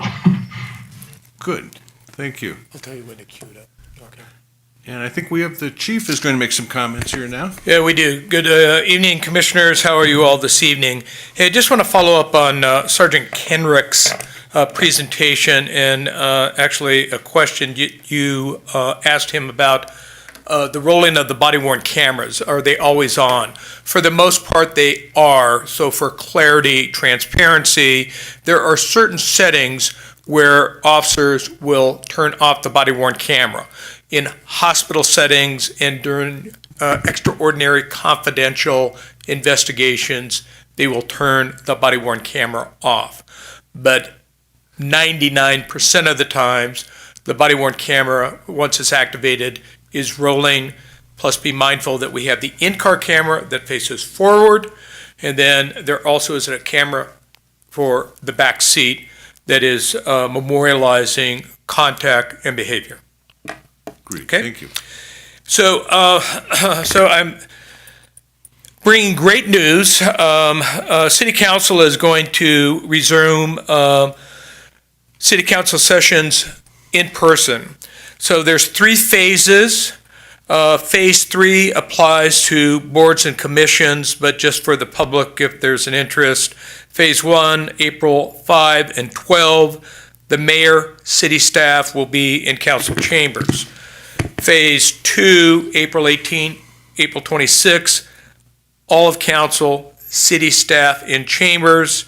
Phase 3, May 3rd, city council, public, in person, boards and commissions, in person after May 3rd.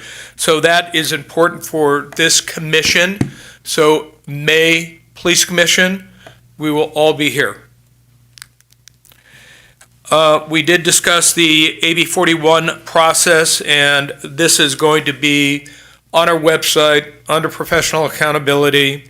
And as you recall, this is military equipment, and there's a process associated with this policy. The policy has to be published for 30 days. We published the policy on May 10th. We are going to present, check that, thank you, March 10th. We haven't got to May 10th yet. March 10th. And we will present to City Council on April 12th. It requires a hearing. They're the applicable governing body. They will approve what is in our inventory. And then any other acquisitions that meet the definition of military equipment will have to be approved by City Council. So this is more for commission so that you're in the loop as far as policies and processes.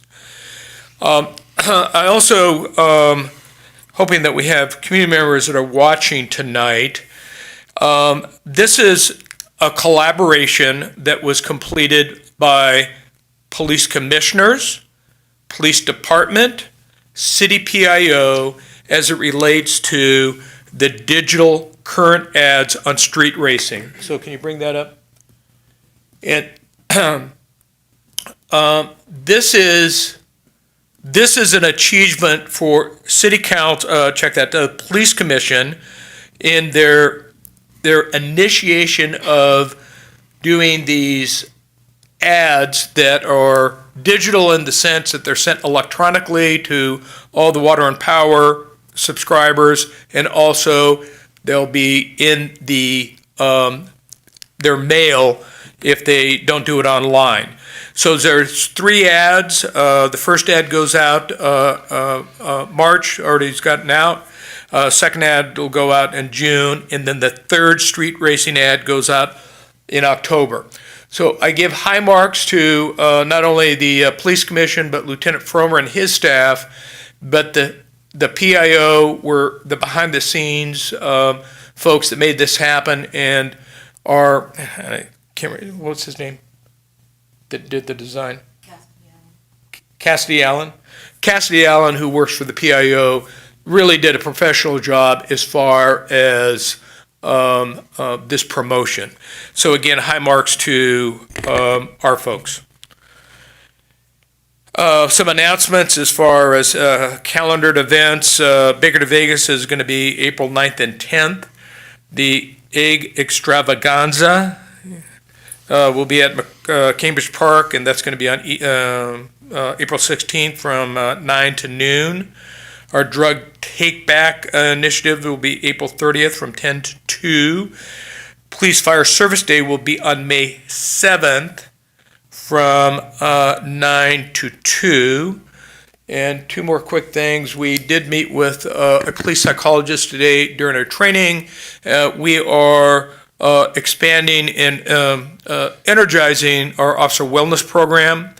Dr. Galvan and has a menu of services that she's going to provide to really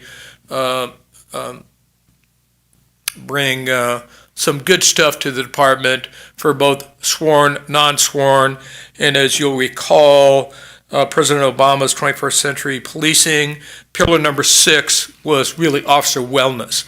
So we are investing a lot to make this happen for our officers. And then the last piece of announcement, go ahead, and this was presented last night by our MET team.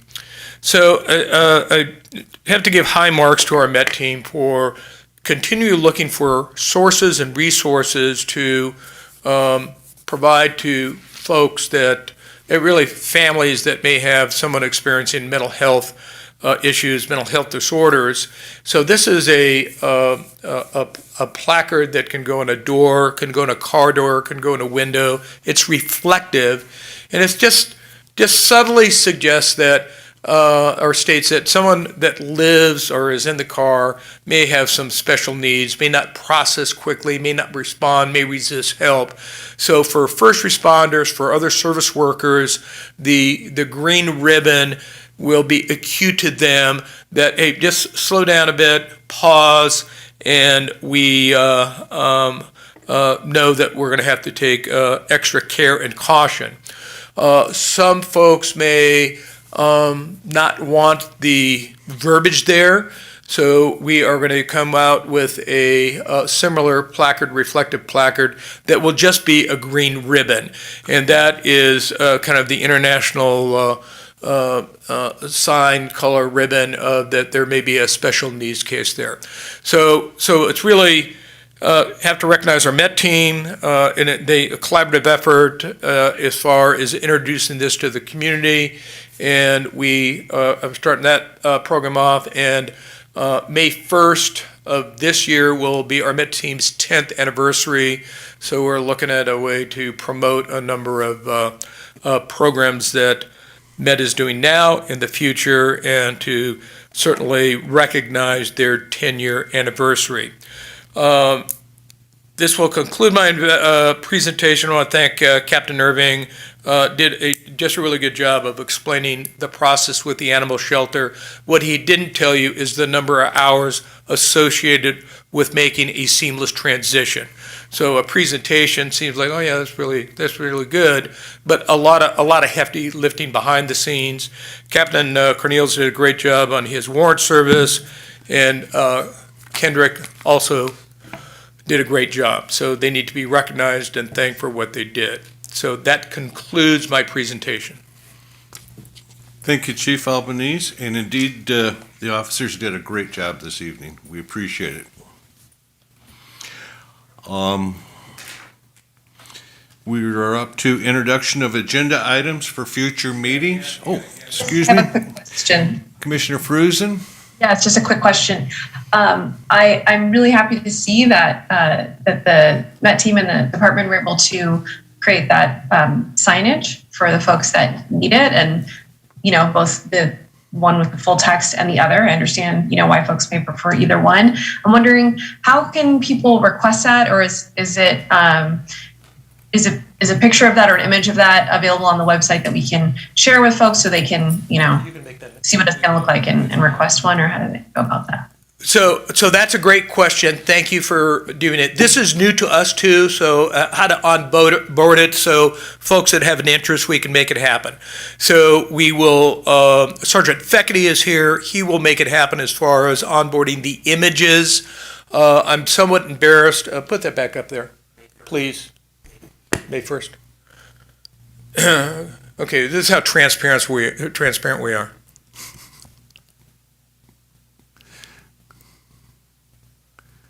Okay, quickly, tell me where the typo is. Quickly. Did they fix it? Okay, we had a typo.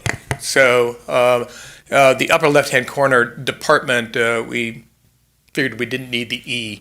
So we fixed that. So Commissioner Feruzin, we are going to make that happen. So we'll put it on the website.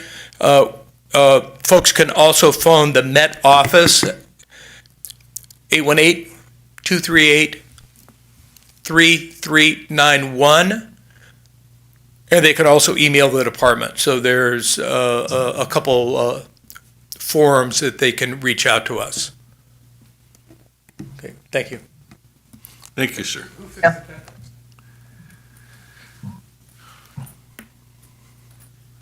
I think we're good here. Commissioner Coombs. Thank you. Yet another one for Miss O. My apologies tonight. You're definitely earning your money this evening. I apologize. Quick question for you before we go into the motions.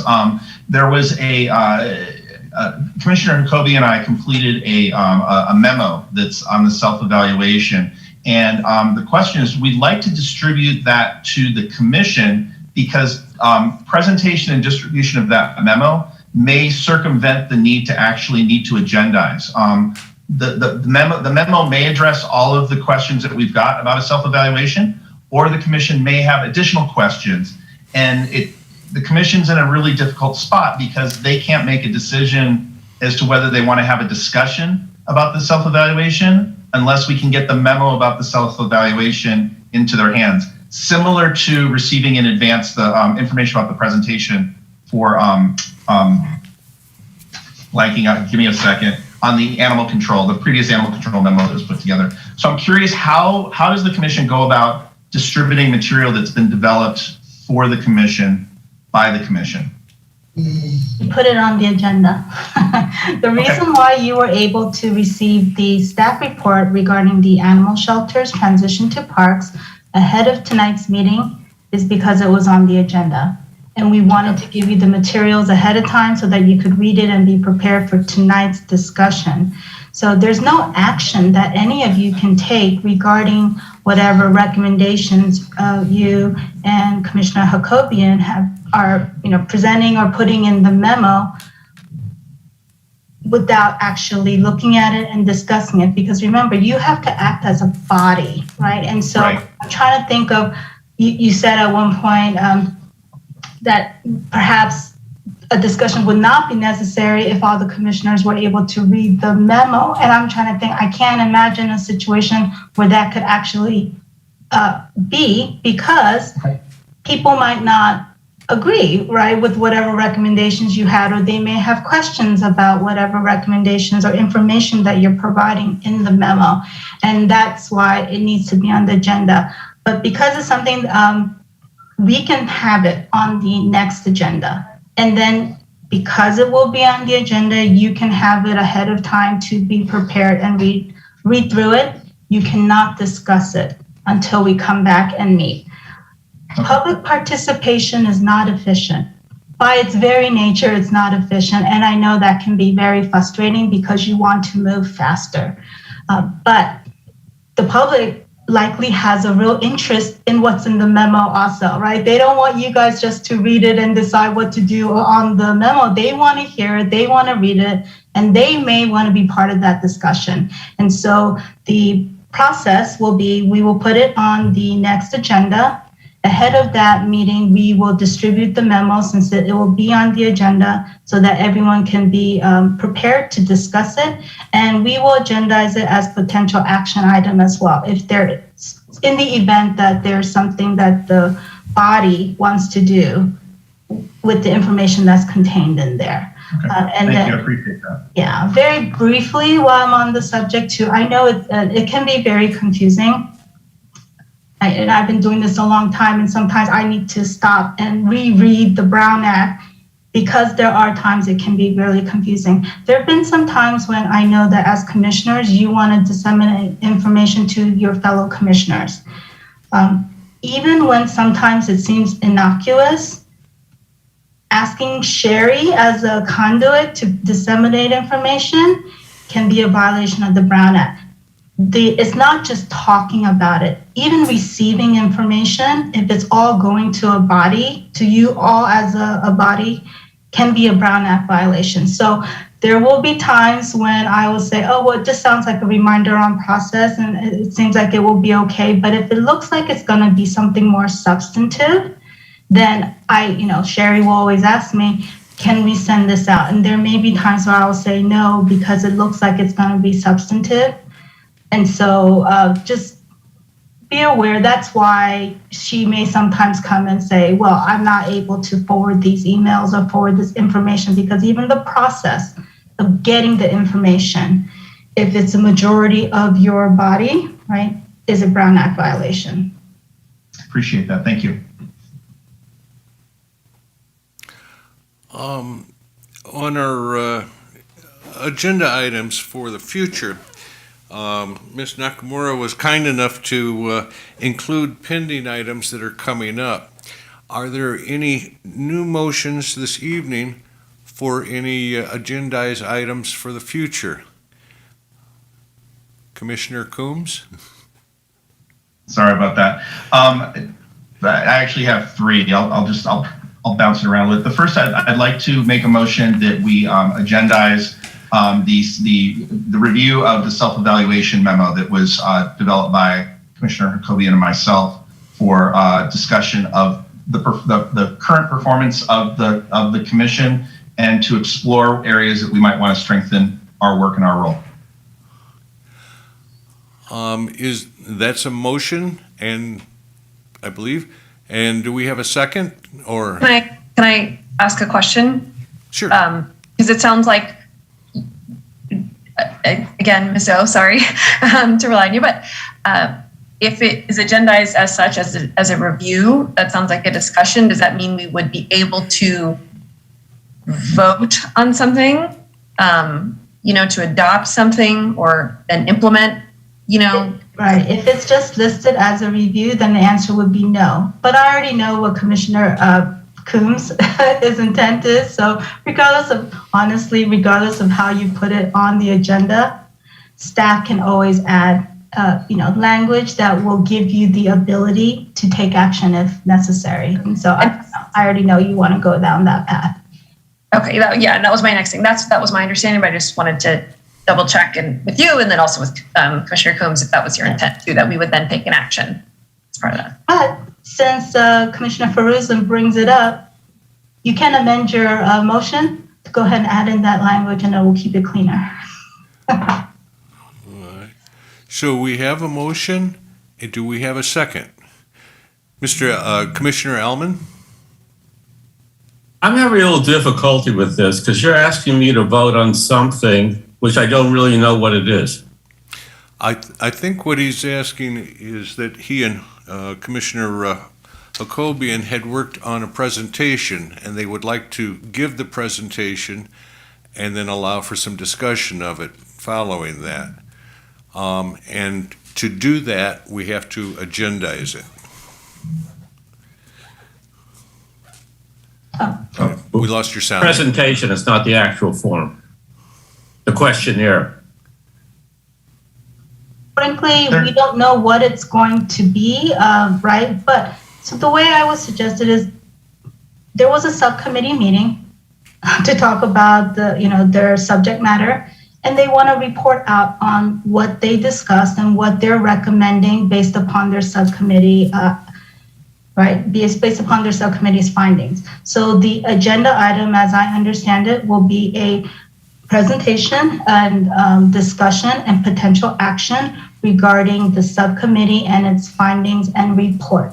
That's correct. This is something that we had brought up at a previous meeting, and rather than agendize it at that time, we had asked Commissioner Coombs and Commissioner Jacobian if they could review and give us a presentation. And I believe... Yeah, that's clear now. That's a presentation. That's good. Yeah. I believe there is an amendment, though, made by Commissioner Feruzin about amendment and the ability to take action on the report.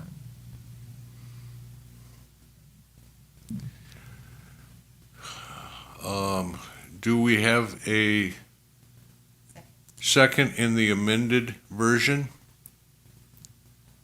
Second. Commissioner Jacobian has seconded. And I guess we have a vote here to take. All those in favor of putting that on the agenda, not necessarily for next month, but for the future, please raise your hand.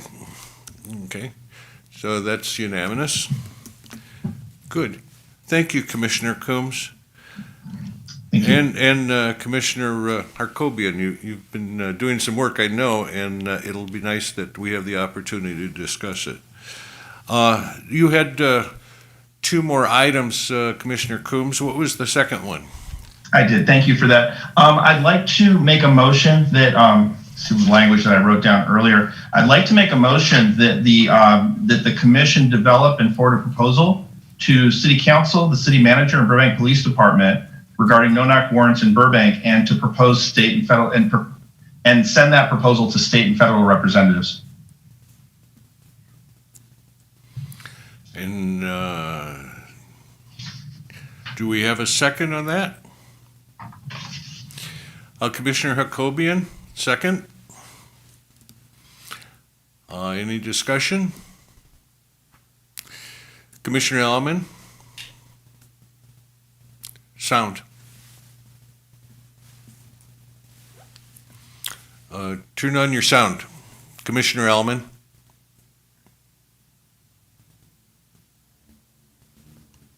Commissioner Elman?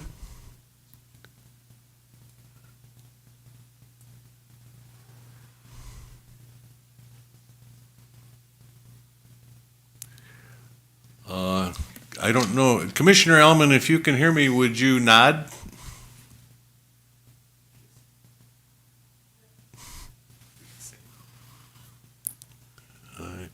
It looks like you're muted there, Commissioner Elman.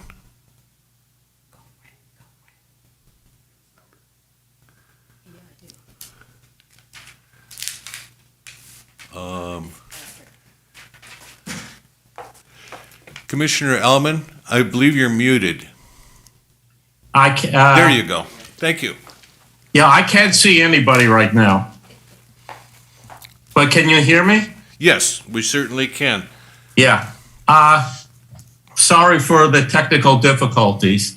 Yeah, I'm not going to support this because it's like they're not doing it. It's not a problem in Burbank. It's never been an issue in Burbank. I don't see why we have to do anything. If people feel strongly about this, as private citizens, they can write letters or emails to their representatives at all different levels, and it could be handled that way.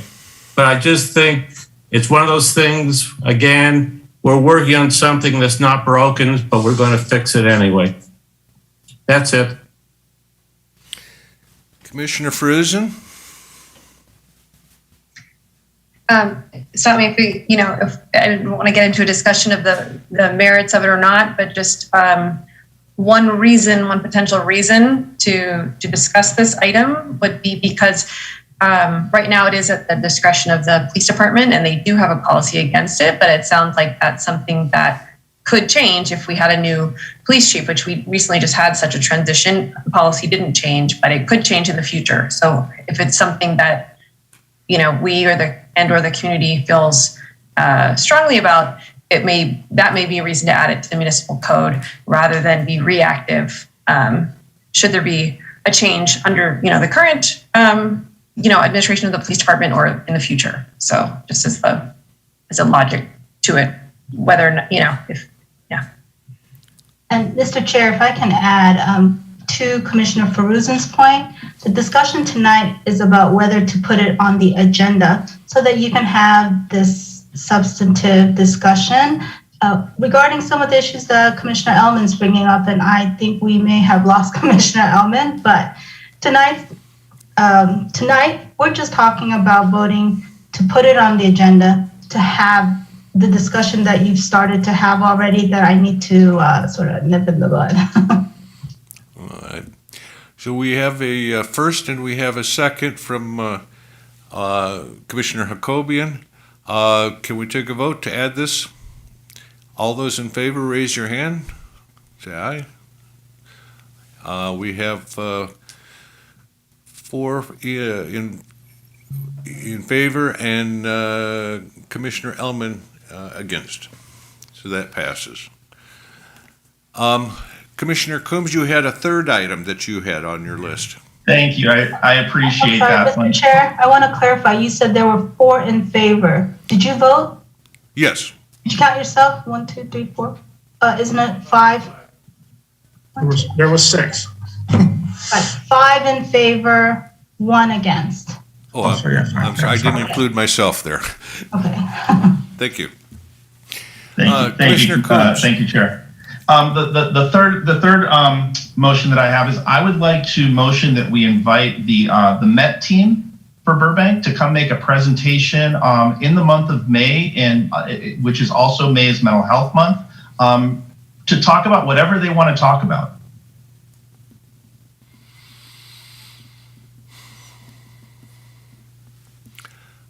Do we have a second?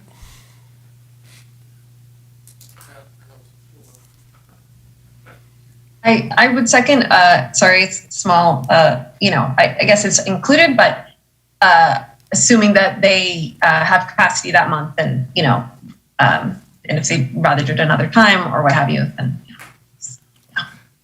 Chief, did you have something there you want to add? That's fine. Met in May is perfect. Okay, excellent. All right. All those in favor?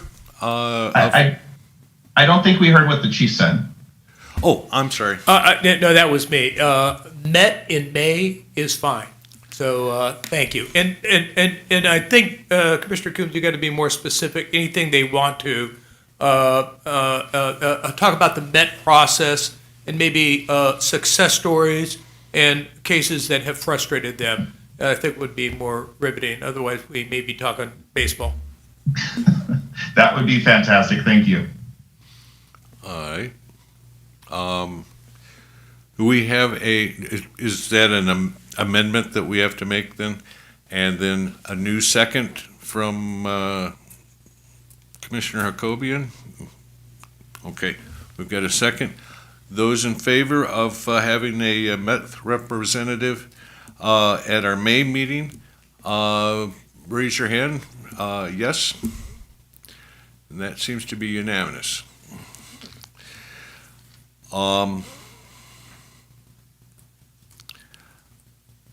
The review, I believe, since you had worked on this, Commissioner Coombs, as well as Commissioner Hakobian, and I believe that you are not going to be available for the April meeting. Would you have any issue if we were to put that onto the at least May meeting? That would be fine. Thank you. Okay, and that means that some of the other items that we do have may be pushed even farther back one more month. All right, but now we have at least 2 items for May, and then the department, I guess, will work out the presentations on the other two, however it fits best with them. Okay. Commissioner Fruzen.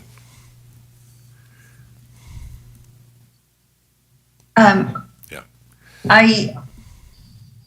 I would like to agendize for a future date a discussion of the recommendations, the forthcoming recommendations around the pedestrian or active transport traffic safety. And we don't yet have the date of the joint city council and police commission meeting yet. I think it was in June previously. So, the May meeting sounds like it's going to have a lot going on. But I'm wondering if it makes sense to have that discussion in May if we're aiming to solidify some recommendations to share with council or not. Okay. But I understand we can share recommendations with them at any time. If it doesn't happen. Commissioner Fruzen, if I can just ask a clarifying question. You said recommendations regarding pedestrian safety. I'm not aware. Is this something that's coming from the police department? No, this was just what I mentioned in the very beginning of the meeting and at the last meeting. So myself and two of the other commissioners have been looking at the subcommittee. Yes, exactly. And so we just did put an additional data request in. So we haven't gotten that data yet, but anticipating that, we usually, thankfully, get the information very quickly after we request it. So wondering if, we may have time to formulate those recommendations and then share them and take some action in May potentially. But again, it sounds like we already have a few items for May. So I don't have a strong feeling on it. So one thing we can do is if you want to go ahead and vote on making that an future agenda item, whether it be in May if there's capacity or in subsequent months, staff can put it in, but at least you will have voted to put it on the agenda, and then we won't have the situation that we had tonight where we couldn't hear the subcommittee's report out because it didn't make it on the agenda in time. So I think it would be a good idea to go ahead and take a vote on that, and at least we have it ready to go. Okay, great. So that would enable us to share it in advance of the meeting as well once we put it. Would you like to restate that, Commissioner Fruzen? Yes, so I'd like to agendize a discussion of the pedestrian, safety recommendations that the subcommittee is working on, as well as, then the ability to take action on those recommendations and share with City Council. And do we have a second on that? Commissioner Coombs? I can second that. I just have to get a little bit of clarification. We still have the ability to continue to meet as a subcommittee in advance of that meeting, correct? I just want to make sure we're not getting too ahead of ourselves in putting on the agenda when we still want to work out the issues that we're going to discuss in the report. You can still meet as a subcommittee. Okay, great. So I second. Ms. O, if there was an issue with gathering information or something that would delay the item, we could delay the agendized item, is that correct? Yes, so what I would recommend is, we're putting it on the agenda for a future topic of discussion. And what you can do is ahead of whatever meeting, let Sherry know that you are ready to have that put on the agenda, and then she can go ahead and administratively put it on the agenda. So one thing you need to keep in mind is the agenda must be posted on the Friday before our Wednesday meeting. That's because there's a 72-hour requirement. It has to be posted on the Friday. So if you know you're ready to have the discussion about the subcommittee findings, you have to let her know before the Friday of the next agenda week, okay? All right, thank you. Do we have a second for Commissioner Fruzen's motion? Commissioner Coombs, second. Those in favor, say, raise your hand or say aye. That seems to be unanimous. And I think we're on, excuse me, Commissioner Hakobian. Thank you, Commissioner Chapman. I have two items I would like to agendize. The first one I would feel like would be a fun one, but very interesting. I know the Burbank Police Department currently has a drone that they use in certain situations. So would love to get a presentation of how that works, how it's been used, and how it's being used and the benefits for the future and how it benefits the department. So that would be one item I would like to agendize. Do we have a second on I'll second. presentation on drones? Okay, doke. Commissioner Allman has seconded. Those in favor, say aye or raise your hand. And that seems to be unanimous as well. Thank you, Commissioner Hakobian. I believe you had a second item? I did. Myself, I know Commissioner Farzan and Elman attended the town hall for traffic safety in the Rancho with Assemblymember Laura Friedman. And recently I had communication with one of her staffers and in regards to the presentation, how wonderful it was.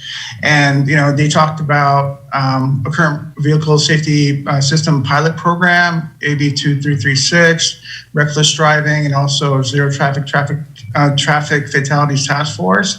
And I asked them if it would be interesting to have, the assembly member do that same type of presentation to us, and I was wondering if that's something that we would be able to agendize. So we want to be able to bring it back to police matters, right? Because you are the police commission. The city separately has a traffic committee that deals with traffic issues and traffic safety issues. So we have to be careful to keep it within our subject matter jurisdiction. But if you can relate that back, you did mention reckless driving, so if you can relate that back to concerns of general police matters, that's something that we could put on the agenda, but it needs to be brought back into the police department wheelhouse, policing wheelhouse. Okay. Commissioner Hakobian, could you maybe restate that? Gina, because I know that her presentation was pretty much very, very she had different subject matters that she spoke about. Would we be able to request a specific subject matter for her to present on? Well, you can ask anything of her, but it's up to her to say, yes, she wants to come and do this. But when you make the request of her to bring back a presentation, the request should again be somehow related to matters of general policing, right, which is your subject matter.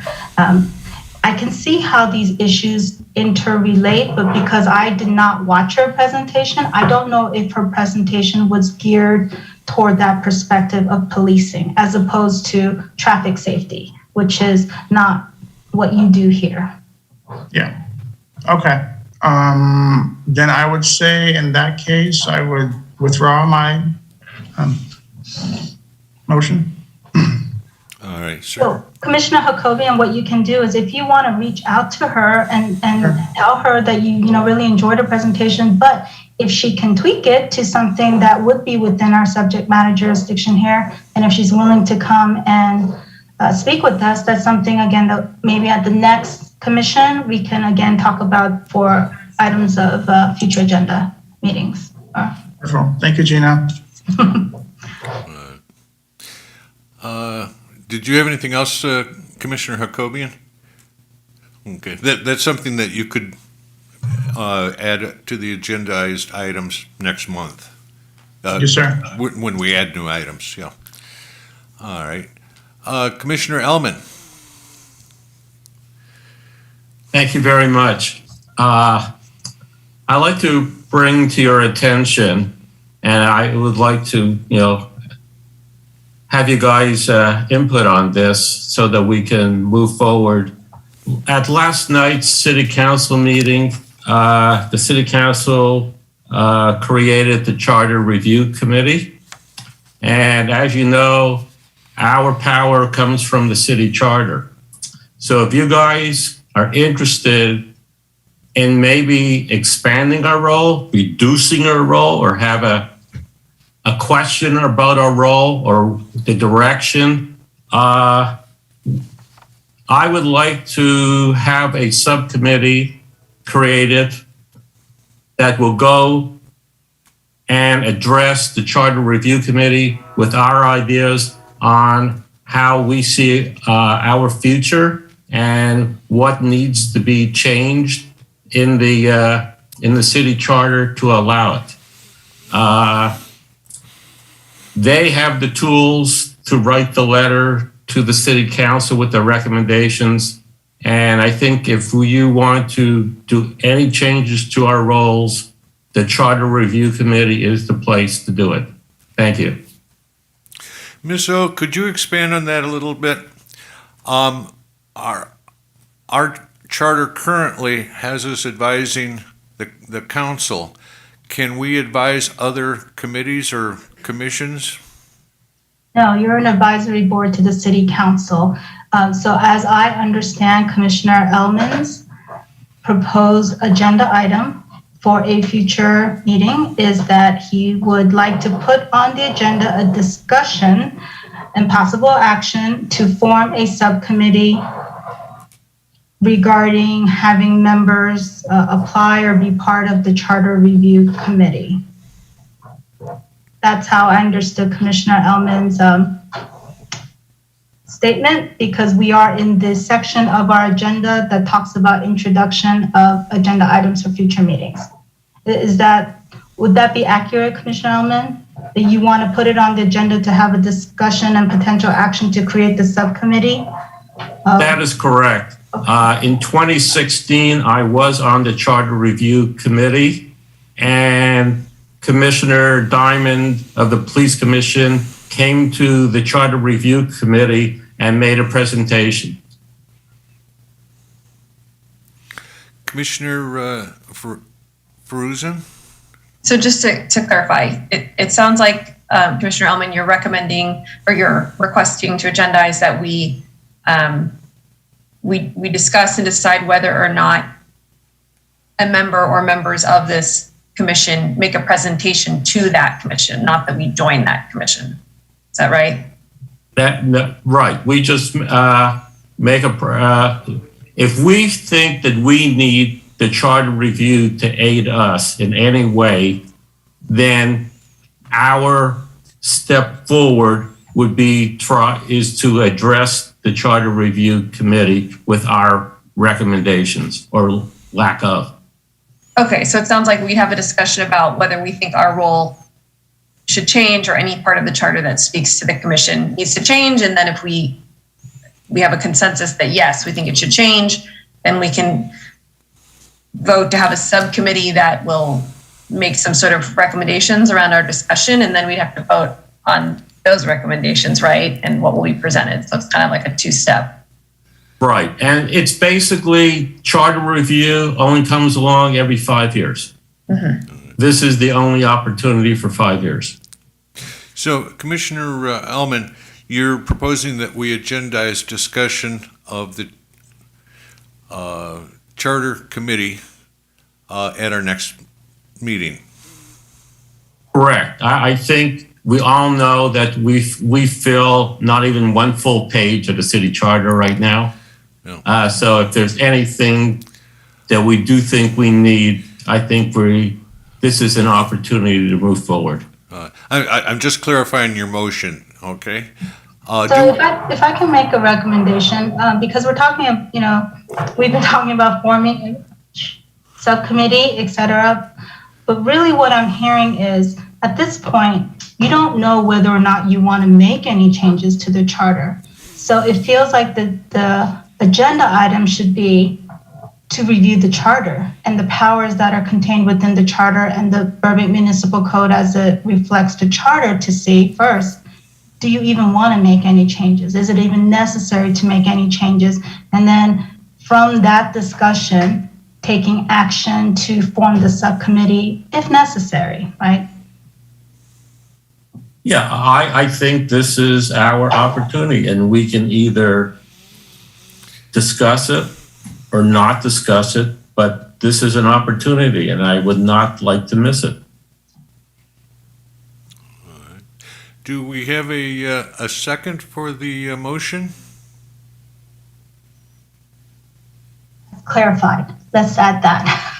To the discussion, Commissioner Ellman, if I may, hopefully I'm not putting words into your mouth, but as I understand your motion, it is to agendize a discussion of the charter, the charter and the police commission's duty as outlined in the charter and potential action. And we'll leave the action open because then that you can then do whatever you want, right? In terms of either making a subcommittee or writing up your recommendations at the meeting itself. Who knows where it might go? But it really should be a discussion of Just a discussion. Charter discussion and potential action is how we would agendize it. There might be no path forward after our discussion. And there might not. Again, we agendize it so that you have the ability to, if you decide you want to. We don't want to be, we don't want to agendize it so narrowly that if you do want to take action, you can't. So. With that clarification, do we have a second? Commissioner Coombs? I can second that discussion, yeah. All right. And now a general discussion. I have a question for Ms. O. Do you know the schedule for the Charter Committee? I don't. When they and meet also, next? Right. I don't know their schedule and I don't know whether there's a timetable, but as Commissioner Ellman says, it's something that happens only once every 5 years. So I don't think they're going to be running out and, doing what they do and you won't have an opportunity. The other thing is, obviously you can't impose your presentation on the Charter Review Committee. You would extend the invitation or you could always send them written, some sort of written recommendation if you want, but it would be up to them if they want to have you come and do the presentation. I just want to make sure that we are all on the same page about that. Commissioner Ellman? Just a little background on the charter review, my experience on it. The Charter Review Committee will meet probably once a month, and they will stay in existence until they create a letter, and then they bring the letter and present it to the City Council. Once they finish that task, that committee is dissolved. It doesn't have an afterlife. So what I would recommend is that you have that. If you vote to have this discussion, that it be at our very next meeting. So that, again, we make sure that we give you that opportunity and that you're not closed out from having your say with them if they wish to entertain it. We can put that on the next agenda. It won't be a report from staff. It will be literally, you all receive copies of the charter. The Burbank Municipal Code reflects exactly the same language that's almost exactly the same language as in the charter. And so you'll have a discussion amongst yourselves. You will come prepared to have that discussion. So there's a motion. I think Commissioner Coombs, you did a second? Yes. Right? Okay, so let's vote. All right. Those in favor of adding that to the agenda, raise your hand. And we have that as unanimous. And just to be sure for the wording, are you clear on that? She is. Okay, we're good. We'll have it on next month's agenda. Okay, all right. Excellent. I think that we're all set then. Commissioner Turner. Ms. Turner. Yes, thank you. I just have one item that I would like to just request that we agendize for a future meeting, not necessarily the next one. But I kind of glanced at the Why'd You Stop Us website just to get a feel for it. And I didn't really feel like there was a lot of, information in terms of the training and the information that is taught in the training. So I would love to agendize that we invite one of the members from Why'd You Stop Us, if they'd be willing to come and give us a presentation specifically on that program. All right. I believe that's a motion. Thank you. And do we have a second? Commissioner Ellman? And there's a discussion. Anybody have any questions or comments? Okay. Then I think we could take a vote on that. Those in favor of the motion, raise your hand. And those, it's unanimous, so we don't have to do the other. Good. Thank you, Commissioner. Commissioner Turner. Thank you. Our next meeting is Wednesday, April 20th, 2022, and it will be virtual as this evening's meeting, and then we'll look forward to probably meeting in person in May. So we are adjourned. Thank you.